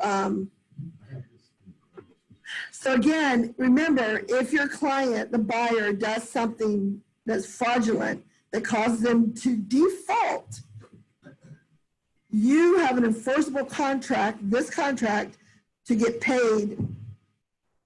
Okay. Now, what you're going to get paid, that's for the court to decide, but it's there nonetheless. Okay. On the purchase of the home? Yeah, so if they're in a contract, so it should be based on the sales price and the commission on that sales price. Okay.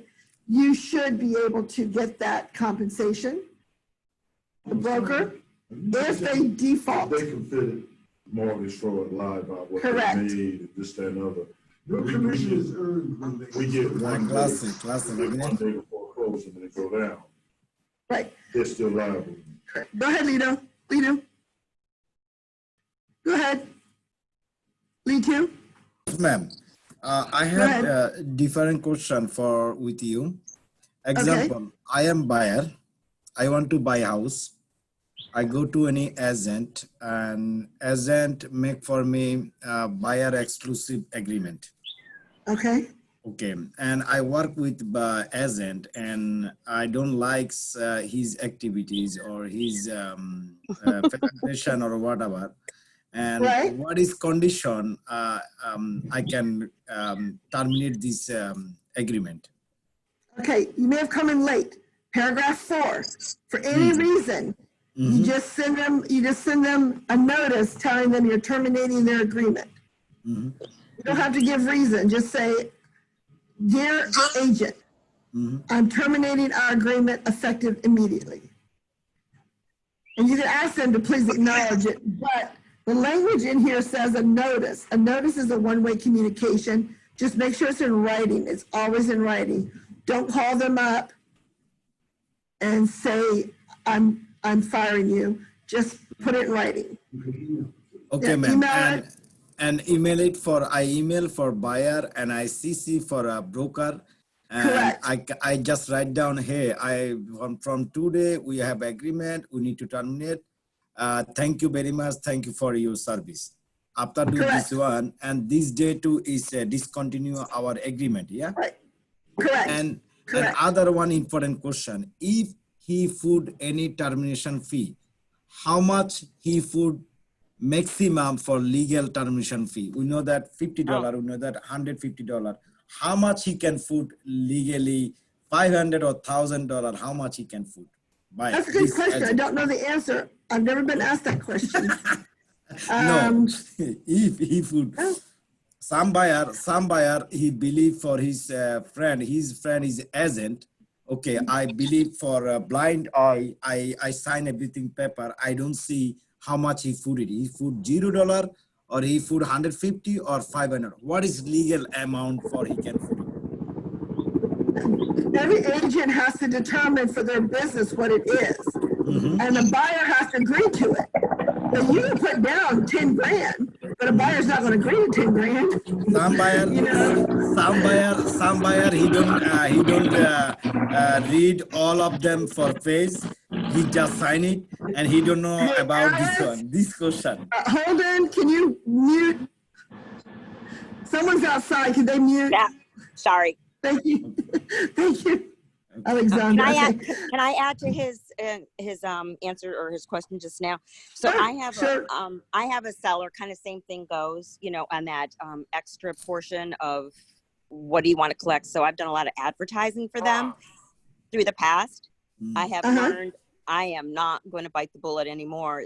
I'm going to pass that fee on to them. So if it didn't sell, whatnot, they're going to pay my advertising fee. They're going to pay my bills. So I have one right now. It's $4,000 if they dropped it. And that just, you know, after getting burned a few times, you'll end up filling that spot in on your contract. Both particularly with listings. Because with listings, you can, when we get to the listing agreement, we'll go more detail about that. Yeah. Because those are provable fees. Yeah. For buyers, yes, you can put a fee in there for buyer. Yeah. She said for her it was $4,000. No, that was from the listing. What about? Well, for a buyer, that's what I'm saying. It's your business. You have to say how much is my time worth, and am I going to do it? Now, a lot of buyers are going to say no, because most agents don't charge that. I'll just go find another agent. Again, it's your discussion with them and your comfortability with them, and how did they become a client? Were they referred from a friend? Was it someone who knows you, who knows their character, who knows the other person's character, that are putting you guys together? So as you get into your business, you start kind of analyzing all of those aspects, you know. But I always let people know that I'm not a door opener. I'm not going to open every door on the street for them to look at. We're going to fine tune what their search is based on what their criteria is and what the lender says they can afford. So if their lender says they can afford $550,000, we're not going to look at $600,000 properties. Now, in a buyer's market, you might look at $600,000 property because we're going to offer $550,000, you know.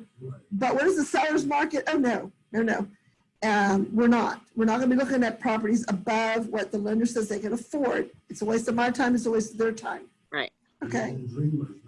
Right. Anyone else have a question? Thank you. Okay, sure. Okay, so you're welcome.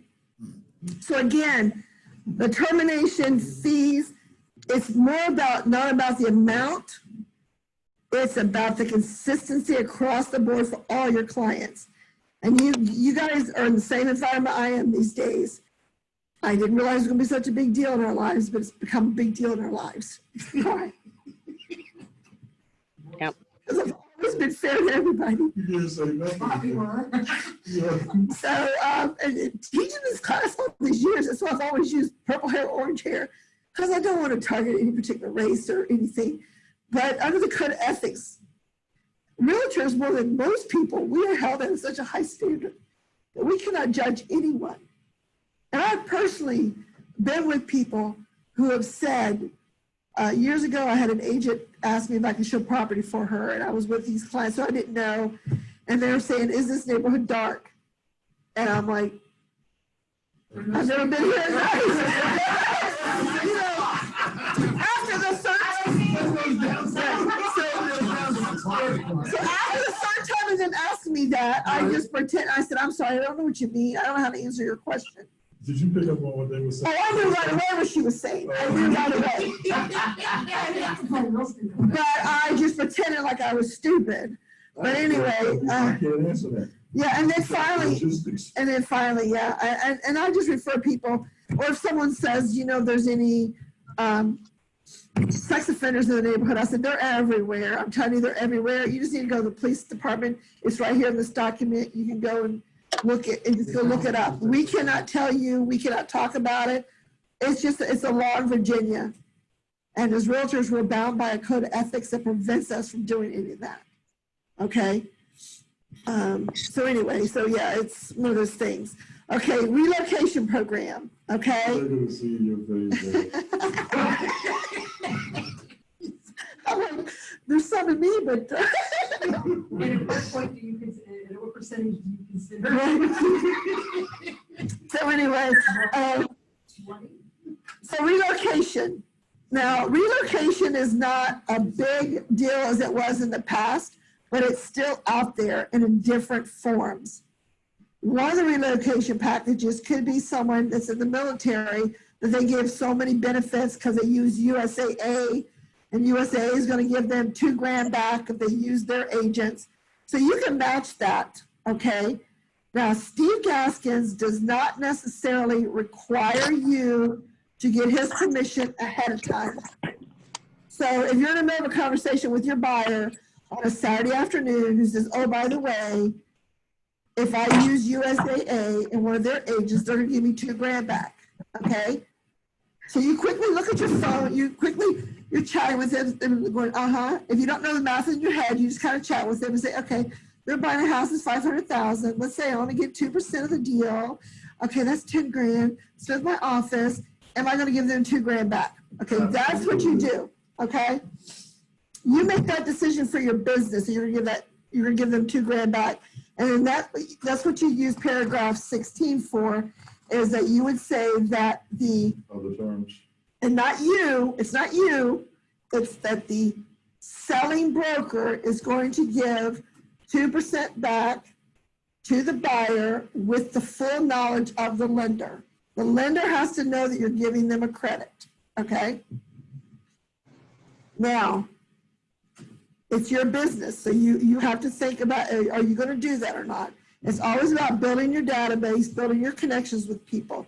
So what about if that referral came from your best friend who's referred 3 people to you, and they really wanted that person to use you, but you didn't do it because of that $2,000? That could stop that chain of referrals. So things like that, keep in mind. But again, it's your business. This is your business. So when someone says to me, oh, I'm part of a relocation program, I kind of stop there and say, what is your relocation program? Oh, well, they'll pay for my move. I say, up to how much? Oh, they'll pay for the first $1,000 or something like that. I say, oh, I can handle that. Don't worry about it. You know, we'll build that into our agreement.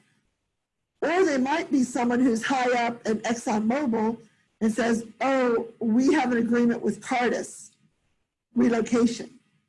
And that's when you take a deep breath and say, okay, this house isn't $3 million, so I'm not going to make any money out of it unless it is. Because what it is Cardis Relocation is a huge relocation company that works with a lot of big companies. Cardis Relocation charges what they used to. They charge about 45% of the list price for a relocation. So what that means is that if that person's coming to you as a buyer even, or a seller, and they're with Cardis, that means that 45% of your commission goes to the relocation company. So then you're left with 55% that you then split with your brokerage.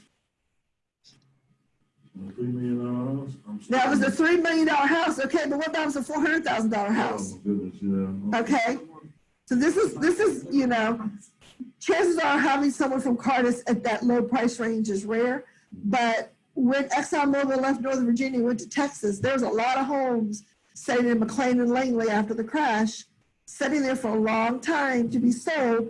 The Cardis guaranteed, because they take this big reload commission, they guaranteed that those people could go back to Texas and buy a house. So they didn't settle here. Cardis took over until they got sold, working with local agents, okay? With those same rules? Yes, yeah.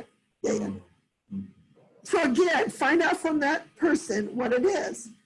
When I lived in San Diego, I wasn't even real estate at the time, but I was a paralegal. I had friends that were in the Navy SEAL getting out of the Navy. He went to do his checkout duty, told the wife she didn't need to come. Shall I say more? Got his instructions, and said, oh yeah, we can move on our own and they're gonna give us our money. They'll give us the money. So all the buddies and all of us loaded up U-Hauls and our own vehicles and packed them out of military housing into their new place all in one afternoon. So he went in to get his cut of money and they said, well, you didn't bring any vehicles by to be weighed empty and full. So he did the move himself. He did the move himself. We're not even talking to them first. Well, he talked to them and they said, oh, you can do it. What he didn't hear was that you have to go to the Dave to be weighed empty, weighed full, and we're going to give you. What you're moving. So his lovely friend said, his lovely friend said, blessings to you, but we're not doing it again. So, but anyway, huh? No, we didn't give him a break. Yeah, they gave him a break. So with that said, find out what their benefit is and see if you can match it so you can move on with the deal. With that said, then you mark no. If it truly is a relocation program, you have to mark yes, get all the details, and you need to make sure what the details are and what you have to do to comply with them. Sometimes you have to give weekly reports to the other relocation program. You have to be in contact with somebody. So it can be a mess. So just make sure you understand what their benefit is before you sign the bottom line. So types of real estate representation, paragraph 10. Okay. Seller representation occurs when sellers contract to use the services of their own broker known as a listing agent to act on their behalf. Okay, that's seller representation. Buyer representation occurs by virtue of this agreement that we're discussing, which currently is, the beginning of the agreement is 5 pages long. Okay, the basic agreement.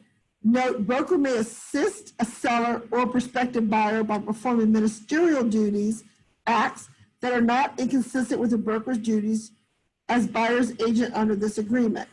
So you might do something for a seller that's not really part of the contract to help them, like input documentation or input something, but you're not really going to run into that very much. But let's see, changing out a document for somebody. I had a situation where the other agent and the broker disappeared.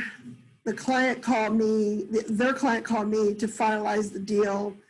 I got everybody on board. I was representing the seller, including their lender, emailed their broker, emailed their agent. All they wanted to do was finish signing their contract. They were missing 2 initials. Okay.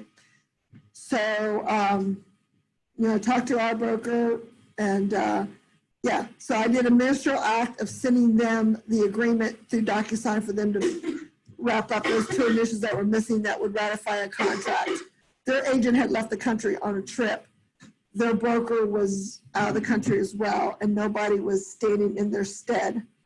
So, but we always kept the broker and the agent on all emails as well as their lender. So that was a ministerial act. I wasn't working for the buyer at that particular time. I was just facilitating a signature, okay? Yeah. So, so designated representation occurs when a buyer and seller in one transaction are represented by different sales associates affiliated with the same broker. So let's say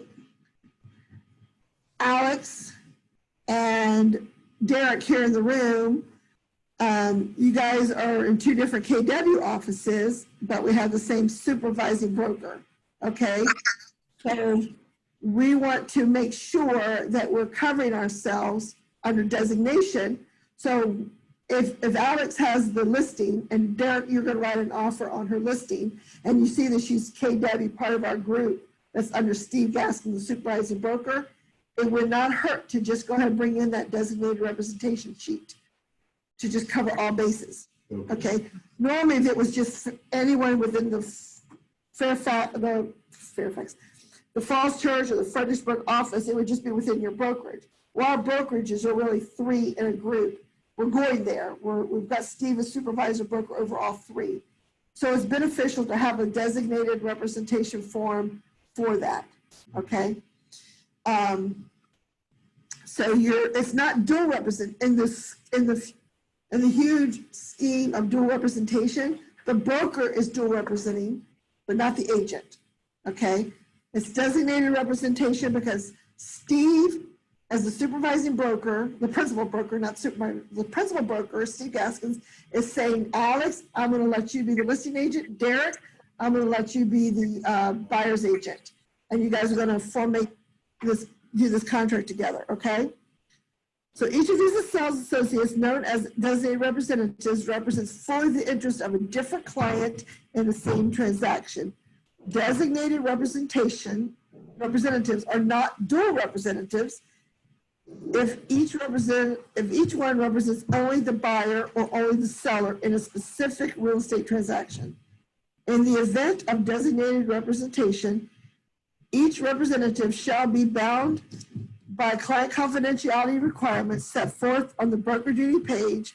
The broker remains a dual representative. So if you guys want to flip through your book real quick, I don't want to flip screens just for the sake of,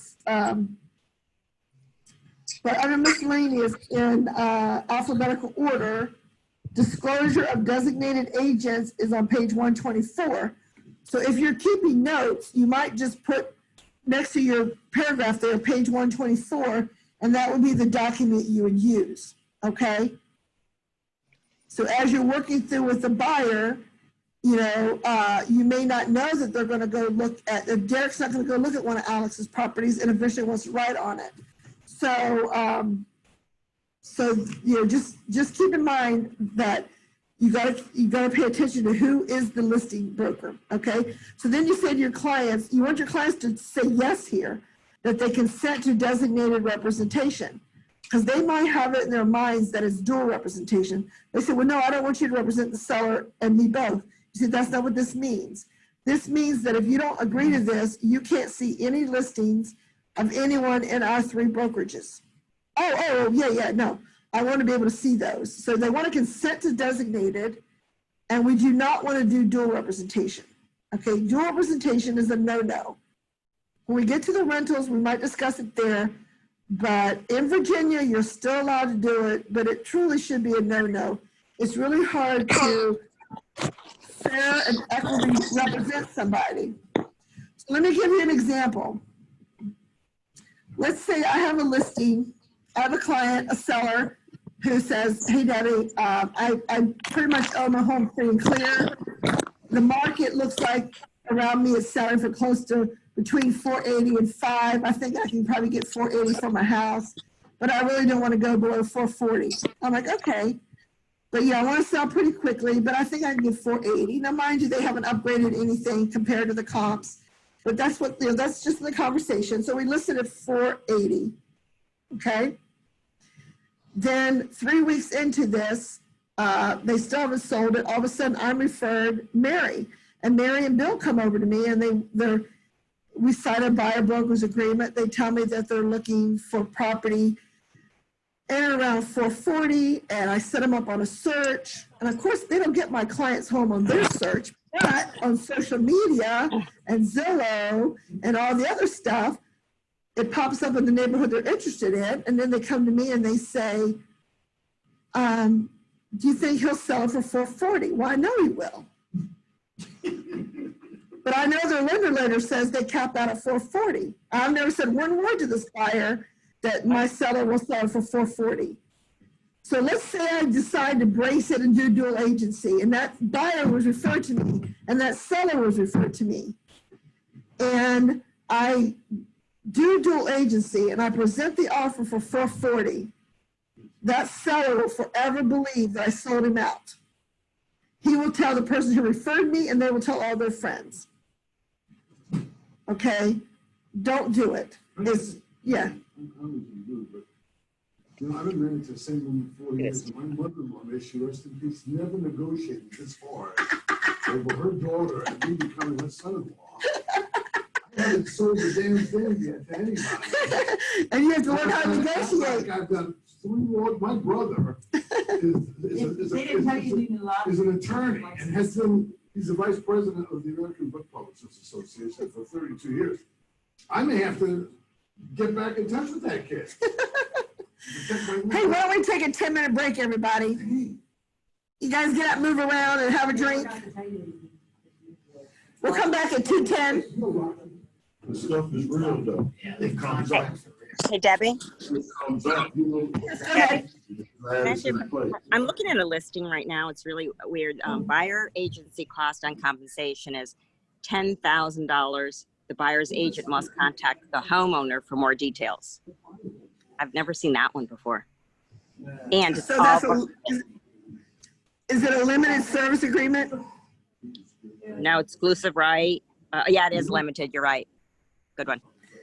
So they're taking a minimum amount of commission. They don't want to do any work and they want you to contact the seller. Correct. And you can't even see it. It looks like it has to just be virtual. We're going to forget that one. I'm not getting myself in that. I'll pretend I didn't see it. No. Yeah. All right. Bye, your break. Right. Go take your break. Bye. No, it doesn't go work that way, sir. Of course, everybody would go to the chief. How about a state that has no sales tax? Everybody- Right. Yeah, the truth of the matter is, it's got nothing to do with it. Being entitled to property. So if you live in Maryland, you can buy your car in Virginia, you don't pay 6% sales tax. That kind of I thing. bought my first car in Indianapolis, but I titled it in Texas. There you go.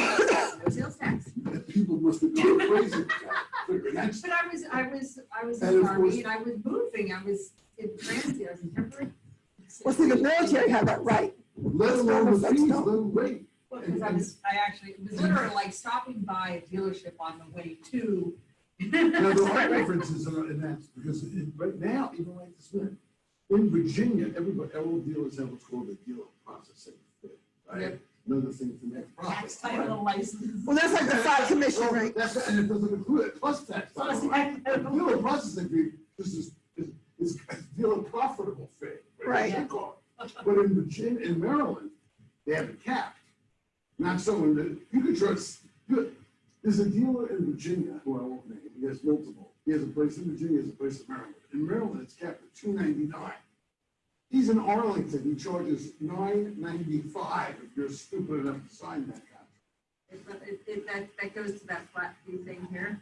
Yeah. Yeah. Same thing as the side commission rate. Exactly. Now some, This see, is to cover my assets, dear. yeah, so other brokerages demand that fee. Weiger, Long and Foster, the agents have to pay that fee.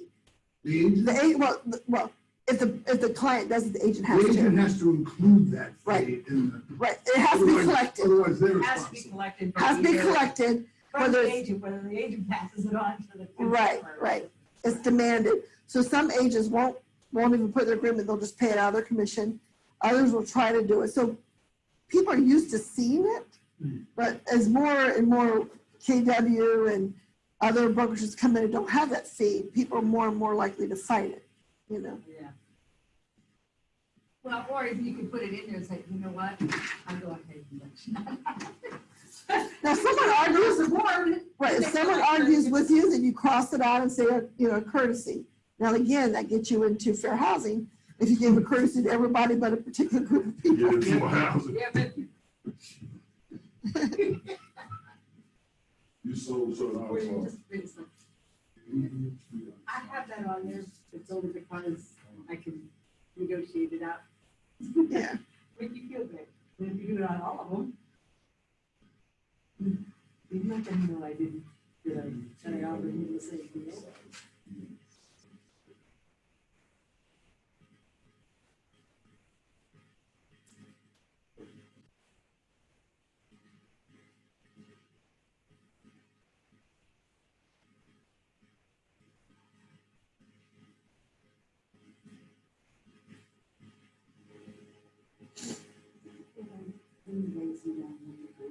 Yeah, please, I'm warm.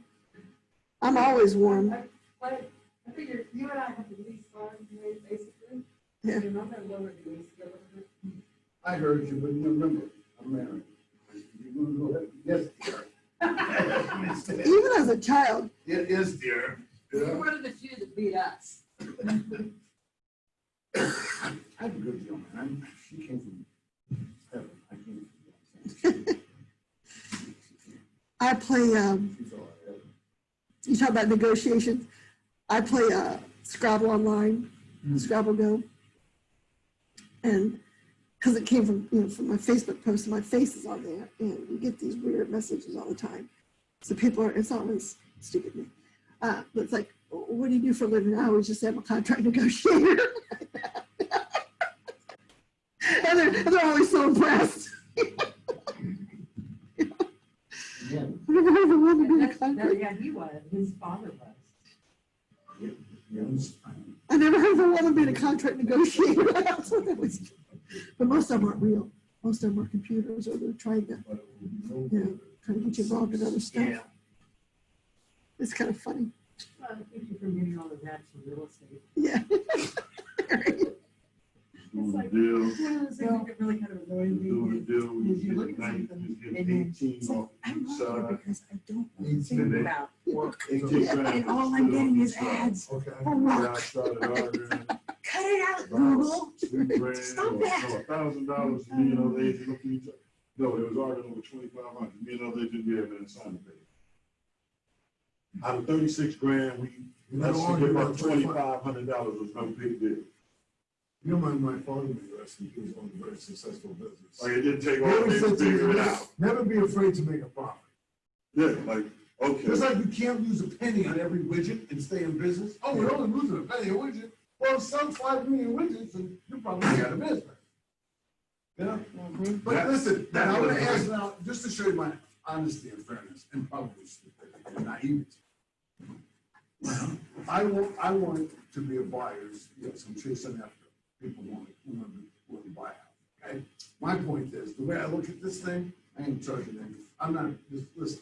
You're not alone. I'm not charging any fees. I want you to sign this thing. If I'm not talented enough to earn your business, you don't owe me nothing. But that's not to say I'm gonna show them 50 houses. I never said that. No, We you're can talk such about- a. But I'm not interested in getting into a pissing match over, I don't know. That's not what I was just talking about. You know that, right? No, you're talking about, I'm bringing this I up. got you. No, I don't charge. I'm zero That's across the board. 36 grand is not a pissing. Yeah, dude, you get in some situations, you're gonna see. Oh, And you last just be minute, right? sitting there, and you be like, Then you get an education. in your mind, you don't say nothing because you don't need to respond, but in your mind, you be like, it's unbelievable. And you don't, and it don't be, it's just unbelievable. Yeah. Yeah, Debbie, You just, Yes. this is the stuff you come up. John, you brought up something here, maybe I missed it. Where do you put in the ceasefire?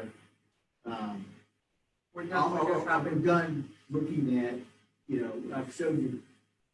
Oh, That's on right. the big side, 10 houses already. Oh, We're well, not gonna keep looking. Right. well, I said, a lot of agents will do that predominantly on the, for tenants for rentals. Right. Right.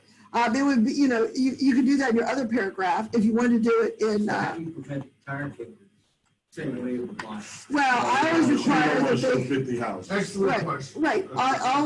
You always make sure they have a lender, verifiable lender approval. That they have given their lender all their documentation. It's not just a quick one, that they provide the lender with Pre-approved. pre-approval. They gave him a driver's license. Yeah. Exactly. And then just, and then my verbiage, so the question is, for those who are back with us, is, how do you keep from dealing with all the tire kickers and people just want you to be a door opener and stuff, is it's the way you set yourself up with your clients that we're going to, what is your criteria? We're going to set up your search to be the best we can with that criteria. And then let's try to eliminate things best we can online, especially in the days of COVID. So as agents, in some ways, we can kind of weed them out a little bit, even more so now using the online things. But so what happens is, just like I was in the scenario with the dual agents, people will go online and they'll find things, they'll start searching around for homes, and they'll call you, this didn't come up, it's in the neighborhood I want, but it didn't come up. Well, I can assure you, if it was in your search preferred criteria, it would have come up. So let me check into it. Oh, well, that's 50 grand more than you want to pay. Well, I want to see it. I'm like, no, it's 50 grand more than you can afford. You can't afford it. But I want to compare. I said, we can compare online. I'm not going to go show. I'm not going to show that house because it's my time. We're gonna pay a lot. Well, not only that, but how We about- ought to use that. Preview that house for. Why do I Tag even- along, I'm not showing this. Why do I even want to show a person a house today who's not ready to make a decision about purchasing a house until Thanksgiving? Well, you don't. You don't. I'm not trying to be crazy. No, you don't. So the question was, why would you show someone a house who can't make a decision until Thanksgiving? You don't. So you might be in a long-term buyer's agreement with someone Right. because they're working on repairing their credit. Right. So you're going to send them homes through the multiple listing service, and it lets them look around in different neighborhoods and see what's going on, but you're not necessarily going to go show them a house. Now, there are rare listings that might say available in 90 days or whatever, and those you'll look out for. I can just say, well, I'm not sure, I don't physically. We don't show houses until you're ready, right? Until you're physically and financially, Right. spiritually, Right. emotionally, and fill in any other blank of willing to Correct. approve this purchase. Correct. Well, I don't want Correct. to show you a home and have you fall in love with it and you disappointed because you're not ready to buy it yet. Correct. It's sold before you are. Right. Or they can't. And then you're going to Right. be. You're gonna hate me, you're gonna feel so terrible. Right, so all those are good responses. You're not ready to buy yet. You can just look. I'll afford you the opportunity to look through the app or through the online searches. You're working with either Dan Williams upstairs to repair your credit or another credit repair person till we get to that point where you can actually purchase. You're saving your money for your down payment. You're saving your money for your earnest money deposit. Because these are oftentimes your friend calls you up and says, I want my son to buy a house in the next year and a half, and I want them to use you. Okay, so the mom and dad's telling the son, you're going to use her to buy a house. So you get them in front of a lender. So a lender, not you or their parents, is telling them what they have to do. You need to start saving this amount of money every month. You need to do this, you need to do that. A disinterested party. Right, right. So, okay, so I'll start. Go ahead. Okay, so I'm working with someone right now. At what point do you stop calling? Like, she was sent to me as a renter, and once I called her and talked about renting and then let her know that, different things, she decided that she wanted to try a first-time home buyer's loan. So I got our loan officer to send her an application. And then I followed up with her in a couple days after that. And she was just like, oh, I'm going to fill it out. I'm just been a little busy. And then I've given it the whole weekend. I called her Monday, no response. At what point do I just let it go? Now, she's not filled it out for some reason. Either she doesn't have the documents, she hasn't filed her taxes. That's serious. Yeah. And she wants to, she told me she wanted to rent by late August. Okay. So she does need to move. And I was trying to put her into a buyer, and she wasn't, at first she was like, I'm not interested in filling out a loan form. And I said, okay, well, then we can continue on with the rental that you were looking at. And then she goes, well, do you know anybody with information about first-time home buyers? And I was like, well, yeah, I can send you to my loan officer. And she did email her and CC me on it. And she did get the documents. She just said she had not had a bunch of time. And I don't want to waste my time because she started out as a renter. And I was trying to flip her as a buyer, but I don't want to feel like I'm hounding her to take out a loan or anything. Can I add to that? There's a great saying, she has to want it more than you. Right. So she will fill the paperwork out when she wants it, but I would still call every third day. Yeah. Doesn't mean she's already gone half, 3/4 of the way. For whatever reason, she doesn't have the proper documents, she's rethinking, whatever. There's something slowing her down. You might just want to motivate her somehow with verbals. Yeah, but at this point, she's not even answering the phone. Well, the first That's couple okay. when I first called her, she answered it immediately. Go from And another I phone. asked her when was the best time to call her, and she said anytime. Use another phone. Don't use your number. I'm very creative. Go to another phone. Your sons, your daughters, your whatever. And you can pick Also, up. do you have a buyer's agreement with her as well? I hadn't gotten that far. Okay, you haven't got that far. Okay. So she's trying to determine between the two. Yeah, like Alex said, check in every couple of days, move on with other clients and stuff. Yeah. Put her on a nurture program. Yeah, nurture program, you know. Send her the paperwork again in a couple of weeks that you may have misplaced it. Now, sometimes I always, You gotta let them know. You- Hey, I haven't heard from you in 2-3 days. This is my text. If there's something I've done wrong, please let me know. But I need to hear a response. Otherwise, I need to move on to my other clients and find them kind of service. Don't threaten them like that, though. no, Don't in threaten real them. estate, yeah, in real estate, we really don't do that because some people can be on for a long time, Oh, really? just drip Yeah. campaigns, but, That's my New York attitude. yeah, no. But what you could do is you might, you know, send her an email, a detailed email or text, however she communicates best, and just say, you know, I'd love to work with you in helping you get your first home, but if you still need to rent for a year, you know, let's get on that if you have to move by August 31st. Right. Yeah. Yeah. And you might want to try just a friendly conversation of not wanting anything. Just, hey, just checking in, seeing how you're doing if you need my help. You know, filling Right. something out. Care call, a couple suggestions here. Yeah. You know, people can be sick too. It's hard to know sometimes when Right, people stop right. answering the phone. I But understand. I recently had the same situation. The girl's in Delray, and she was all gun ho. I gave her the mortgage lender. She called. She got everything set up. Don't hear from her for 2 weeks. I did the every 3-day thing. It had nothing to do with her not being interested. She changed jobs. She was getting acclimated to the new job. The coronavirus was overwhelming her. It was just really stuff, and it had nothing to do with not being interested. So I was ready to give it up too, just going like, you know, I got other things to do, but I just hung in there and you know, she came back. So. Yeah, a lot of people, because of coronavirus, they never file their taxes. And that's one of the issues going on right now. So some lenders are looking at 2018, 2019 with updated. So it really depends on the lender, what they're asking them for. And some people just don't keep track of their stuff, you know, and maybe they have to go to the IRS to get a copy of their taxes or something. So, or it could be a somebody lot in of the different family things. died, you know, somebody Yeah. got sick, you don't know what's going on in Someone their has life. COVID. Don't right? know. Yeah. Okay. Yeah, it could be a lot of different things. Thank So. you for your feedback. Okay, so anyway, so dual agency, you know, if someone comes along that you have a listing and a buyer is in your database and you're representing both parties, refer the buyer out to another agent. And I would say to that buyer, I personally don't do dual agency.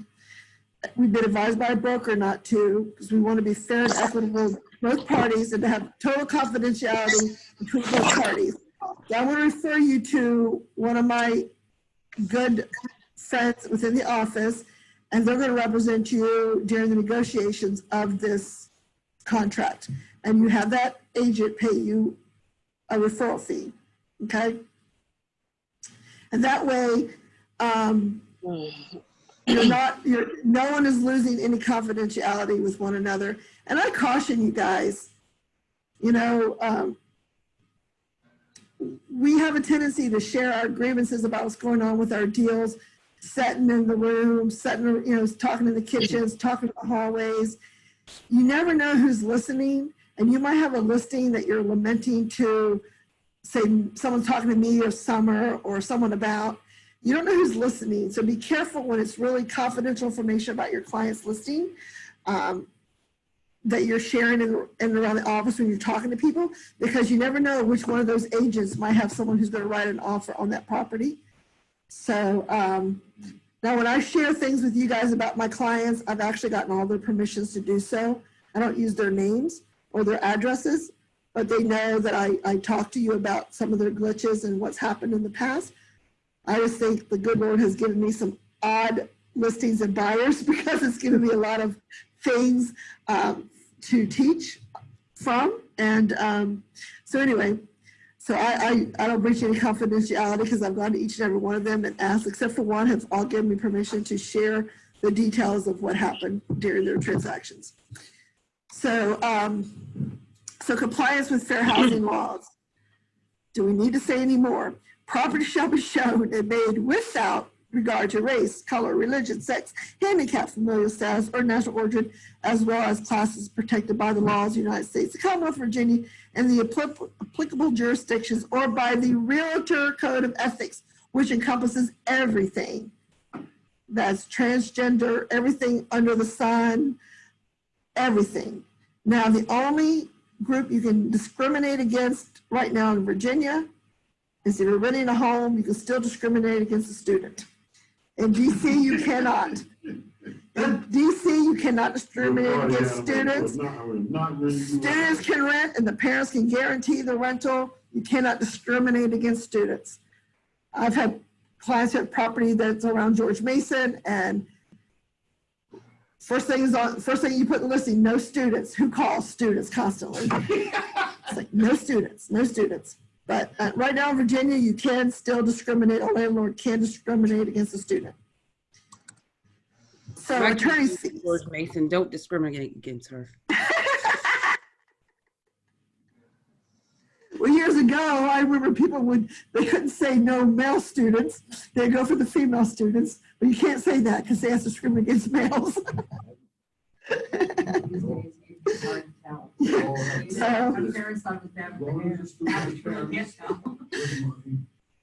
Well, you know, so it's you know, in Virginia, it's still they're protecting their property against the big parties and stuff. Now, I know one agent just in Virginia, the landlord did do a rental to some students, two students, grad students, but they also put in the lease that they couldn't have more than 10 people at a time in the home. So that would eliminate any large parties. So, was that a corona? Huh? Was that a COVID thing? I'm kidding. Well, no, just a past COVID even. But I think because of COVID, it was more acceptable, you know, but they couldn't have large gatherings in their home. So anyway, so paragraph 12, attorney's fees. If any party breaches the agreement and a non-breaching party retains legal counsel to enforce the rights hereunder, which is the agreement, the non-breaching party shall be entitled to recover against the breaching party. So the breaching party is the party that's in the wrong. The non-breaching party hasn't done anything wrong, okay? In addition to any other damages recoverable against any breaching party, all of its reasonable legal expenses incurred in enforcing its right under this agreement, whether it is in a suit is filed or in obtaining enforceable or defending any judgment here related hereto. I can't read today, I'm sorry. Should any tribunal of competent jurisdiction determine that more than one party in the dispute has breached this agreement, that all breaching parties shall bear their own cost unless the tribunal determines that one or more of the parties is substantially prevailing party, in which case any substantial prevailing party shall be entitled to recover from any of the breaching parties. In addition to any other damages recoverable against the breaching party, all of its reasonable legal attorney fees incurred in enforcing its rights under this agreement, whether or not suit is filed, and in obtaining and enforcing and or defending any judgment related hereto party, as used in this paragraph, includes any third party, beneficiary identified legal expenses, as used in this paragraph, includes attorney fees, court fees, litigation expenses, if any, including but not limited to expert witnesses and court fees. Okay.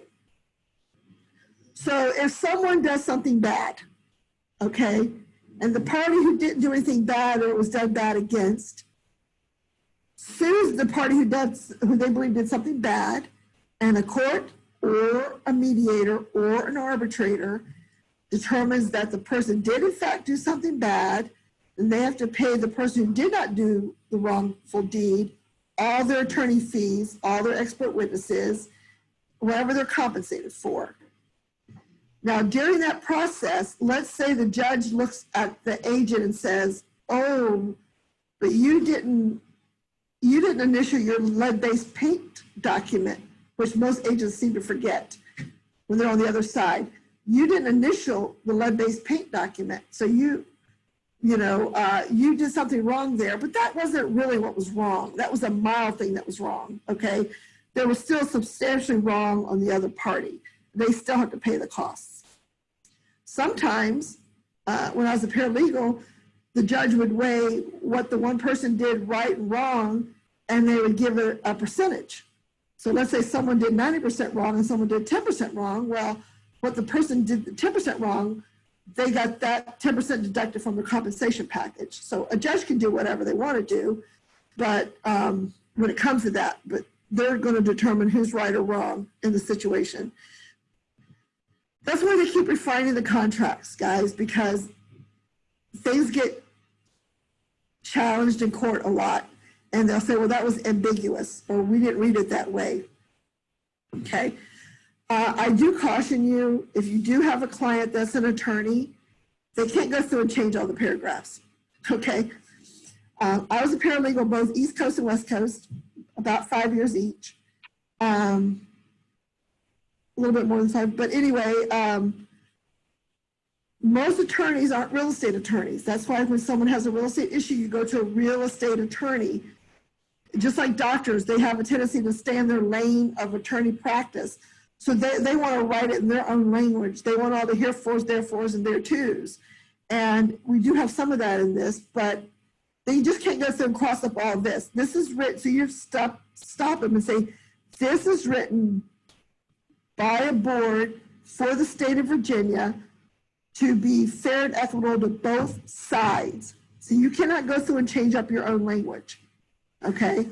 And other states, other than Maryland, Virginia, and DC, there are some states where the parties come together through a few short pages, like you see on HGTV. Oh, we made an offer on the house. It was like 3 pages long. But then attorneys get together and they work out the details. They don't have the boilerplate agreement, so to speak. They work out everything in detail. That's when you hear the word, oh, it's an escrow. And I've had people coming from other states, and as we get to the contracts, I'll bring this up again. When we have a deadline, it's a deadline. It's not a guesstimate. We're not going to guess that we're going to settle on August 31st. It's a deadline that we're settling on August 31st. So we'll talk about that more in the contracts. But when people come from different states and who've bought and sold in other states, their view of real estate might be very different than what you're going to experience with them here, okay? Because their agent may not have been as involved as you are in the legal writing up of the offer, okay? Yeah, California's like that. So paragraph 13, the buyer does or does not hold an active or inactive real estate license anywhere in the world. If the buyer ever had a license, even if it was 50 years ago, from Timbuktu, you say yes. That means that somewhere along the way, that buyer supposedly has a little bit more knowledge than the average Joe on things with real estate. Why it matters is beyond me, but except that Virginia says we have to know, okay? Plain and simple. Okay, disclaimers, professional services. You know what, guys? Are you guys tired? Do you want to go into 3 or do you guys want to stop today? Anyone voting? No, I'm good, but I just want to know. Sam and I talked about class ending between 2 and 3. I just wanted to know what people thought. We'll go and finish, yeah. We'll go and finish, and then we'll do some. All right, I'm sorry. I just realized what time it was. Okay, disclaimers, professional services. Buyer acknowledges that the broker is being retained solely as a real estate and as a real estate agent and not as an attorney, a tax advisor, a lender, appraiser, a surveyor, structural engineer, mold or air quality expert, home inspector, or other professional service providers. Buyer is advised to seek professional advice concerning the condition of the property or concerning legal and tax matters. So this is really important because you might also have been a CPA in your past life.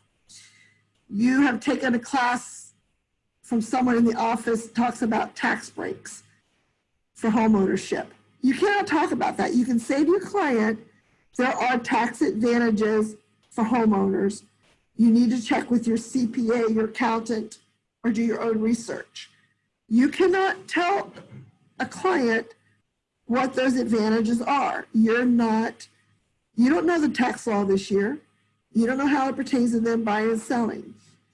If you are a lender and also an agent, you would have to represent them wearing both hats. You can do it, but you have to have an agreement with them wearing both hats. Now, I would think it would be awful odd that if you're an appraiser and an agent. I would recuse myself from one. Oh my goodness. Yeah, it's worth 500. Now, you're a structural engineer and you on the side, or you were a structural engineer, but you didn't want to do that anymore, so you became a real estate agent. That means when you're walking through the home, you cannot say to your client, this house is going to fall in 3 weeks. I can tell by the wall, because you're no longer a structural engineer. Okay, you're the realtor. You would suggest that they have a home inspection with a structural engineer, perhaps, but you can't tell them. Yeah. Same with mold. Just because you smell mildew does not mean there's mold or there's an air quality issue. If someone smells mold, and a home inspector, in fact, a home inspector is not allowed to say there's mold. You're not. Many home inspectors will say that. I had a situation where the home inspector, not a very good one, had only been doing it for about a year, had put, and I represented the seller, over and over and over, mold here, mold there, mold there. There was no mold in the house whatsoever. I talked to the agent and I said, your guy needs to read the rules because he's not allowed to say that. You're not allowed to really say a moldy substance. You could recommend an air quality or a mold test or whatever, but moldy substance is about the end of what they can say. But even that is circumspect because they don't know. You don't know what mold is. Mold can be not seen nor smelled, you know. It's just the effects of it, okay? So be very careful about that. I have a very sensitive nose. I can walk into a house like, whoo, you know, and when I'm with my clients, I'm just like, you know. Yeah. So you're not a home inspector. So just be very, very careful crossing those lines. Okay, Megan's Law. Now this is in your buyer's agreement. Therefore, you do not need to give them the extraneous document called Megan's Law. It's still out there in the forum somewhere. I get it from other agents periodically. I always remove it from the package because it's already in our agreement. But Megan's Law, buyers should exercise whatever due diligence buyer deems necessary with respect to information on any sexual offenders registered under Chapter 9 of Title 9.1 of the Code of Virginia. Such information may be obtained by contacting the local police or the Department of State Police, Central Criminal Records Exchange Act, or this website, okay? And you just say, I can't discuss it with you at all, okay? Wire fraud. Anything that's out there, the criminals are going to get a hold of. They're going to do their best to try to steal your money. So buyers should never transmit non-public personal information such as credit or debit cards, bank accounts, routing numbers, or by email or other unsecured electronic communications. There are numerous email phishing scams involving fraudulent requests to wire funds in conjunction with real estate transactions. So what happens? We've got all these EMD checks flying around, right? They're in your email, they're on your desktop. So you can certainly redact the client's address and their bank account information on the check. Most people, a lot of agents now don't even require the EMD check to be presented. You just simply say that they're going to wire the funds and that the title company will verify that the funds have been received. I personally haven't had checks for almost 20 years. So mine's always by wire. So again, think about it with your clients when you're uploading your documents to the other agent and their security on their computers and stuff like that. So just something to keep in mind. So if the buyer receives any electronic communication directing them to transfer funds or to provide non-public personal information, even if that electronic communication appears to be from a representative of the broker, do not respond. Such requests, even though even they may otherwise appear to be from the broker, could be part of a scam, a scheme to defraud the buyer by misdirecting the transfer or using buyer identity to commit a crime. So Universal Title and a lot of the title companies we work with, they use a company called Qualia. So when an agent submits the contract to the title company then sends a welcoming email back to the agent, who then we include the client we're representing back to them. Then I let my client know to expect an email from so-and-so regarding a portal called Qualia. And therefore, that's where they can communicate with that's where they're going to get all their wired instructions from. At no point should they entertain anyone else calling them or emailing them to get money. Always contact me first. Okay? What's the name? Qualia, Qualia. Qualia. It's like it's a secure site that title companies use. Universal Title uses it. Secure site Clearinghouse. to transfer money? And it's where we put all of our secure information in there. I mean, back in the day, clients would send us in faxes their social security numbers there. You know, yeah, you get everything. Yeah, it's how you just did it. You know, you had right. Fax me an application that had everything on it. Right. So nowadays you don't really get that so much. Even some of the online portals for even doing leases are now gone to, you know, putting everything online. So,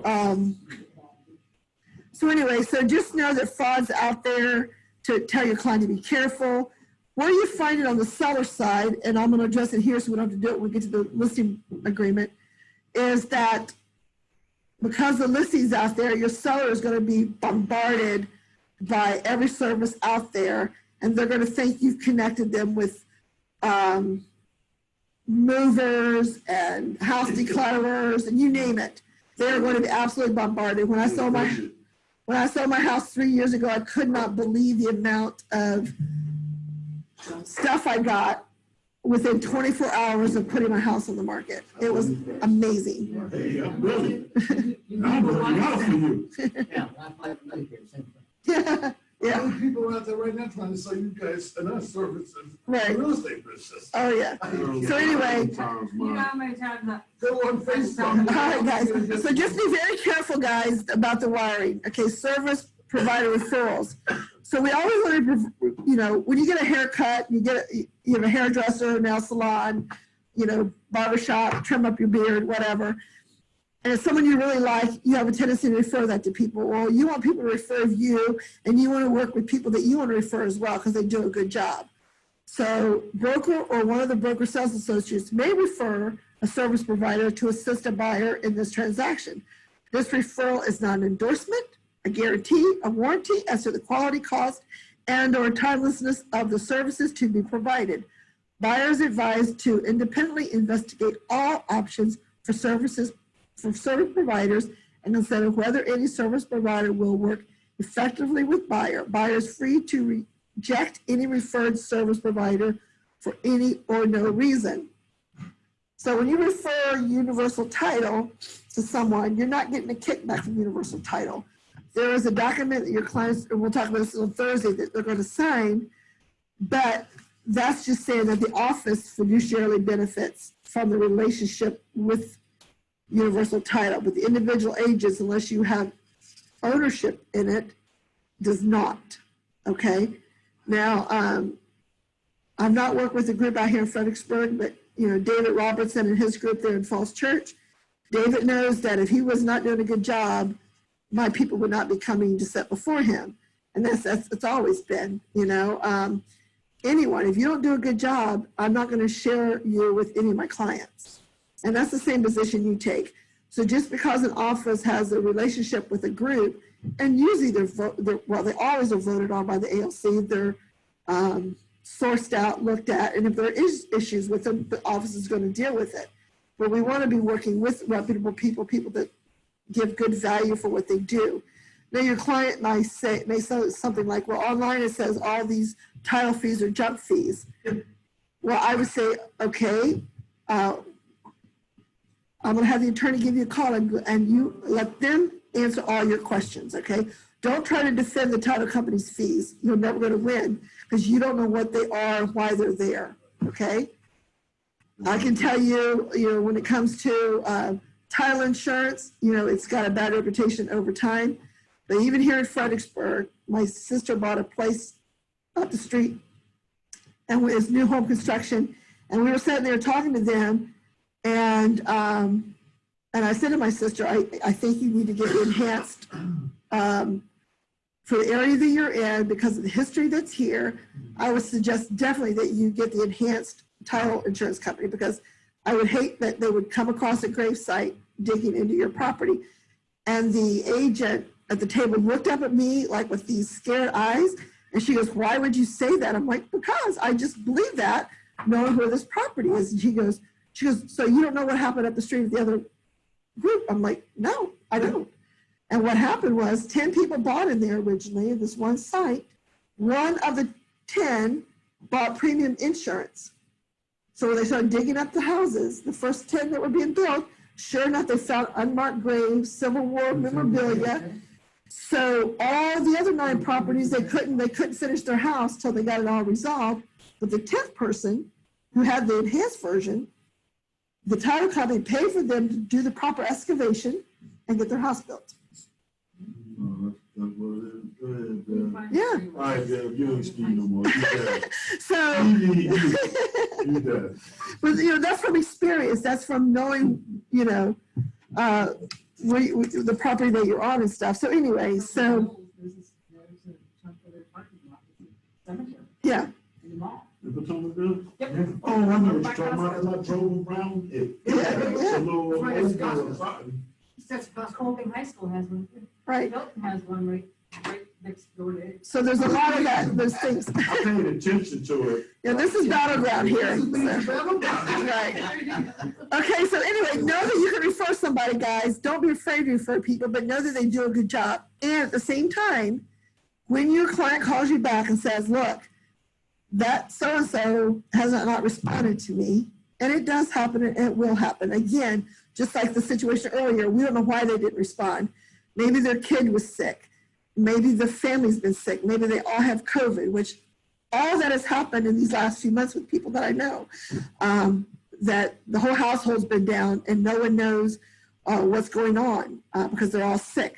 So I always try to reach out to that service provider to see what's going on. And sometimes our emails don't go through. Sometimes our texts don't go through. In fact, the other night, I texted my sister. She answered me back up and didn't answer my question back. And I texted her again, and she goes, "Well, I don't know what you're talking about." She sent me a screenshot of her phone. I sent her a screenshot of my phone. They didn't match up. Yet it did not show that my message had not gone out. So things like that can happen. So don't assume that someone didn't get your first communication. That means they're not going to respond. Things do glitch. Things can happen. Okay? So now miscellaneous. This agreement and any exhibits and any addenda signed by the parties constitute the entire agreement between the parties and supersedes any other written or oral agreement between the parties. This agreement can only be modified in writing when signed by both parties. The laws of the Virginia shall govern the validity, interpretation, and enforcement of this agreement. Okay. So right now, as you see, if you go back to your table of contents, okay, we've only gone through what's called the exclusive right to represent the buyer, and we've got these other 5 documents that we'll go through on Thursday. Once you have all those together, then you have what constitutes the entire buyer agreement. Okay, so it's the exclusive right to represent buyer, then the other 5 documents, then they become your buyer agreement package, okay, in total. And so everything in the other documents are part and parcel to that, okay? So with that said, we'll stop for questions and then we'll reconvene on Thursday at noon. And by the way, you're welcome to, it's best to text me if you have any questions because I do live in Culpeper in a rather mountainous area. So my cell phone does not always work depending on where I am in the house. But if you text me and need me to get back with you, I can certainly do that. If you have any questions. So we won't have any homework these 2 days, but then we will over the weekend. So I will send you guys the document for each office on how you fill out your paperwork, the name of the office. And anything else? Can you just talk about the sign, because we're at the last page, can you just talk about who's signing this? Oh, okay. Yeah, okay. So, yes. Jim caught me not finishing up here. So let's go ahead and turn over to the last page, guys. Well, first, you've got on the bottom of each page. Well, yeah, I wanted to finish that up. Okay, I'm gonna finish this up on Thursday. Reason that is I want to go over this last paragraph right here, okay? All right. Yeah, so we'll finish up on Thursday for this and go on into the other. Because I want to check on some signing for some of the offices before I talk about that. Okay. So we adjourned? Yeah, any questions online? No, thank you so much. Okay. If I can add to everybody, you know, I've done this for a little while, but I still take one of these classes from Deb or somebody, always, because you never know if things changed, and it's just a great refresher. So thank you. Thank you. I appreciate that. I know there's several former students and yeah, and contract changes and everything. So, all right, everyone, thank you. I'm going to stop recording.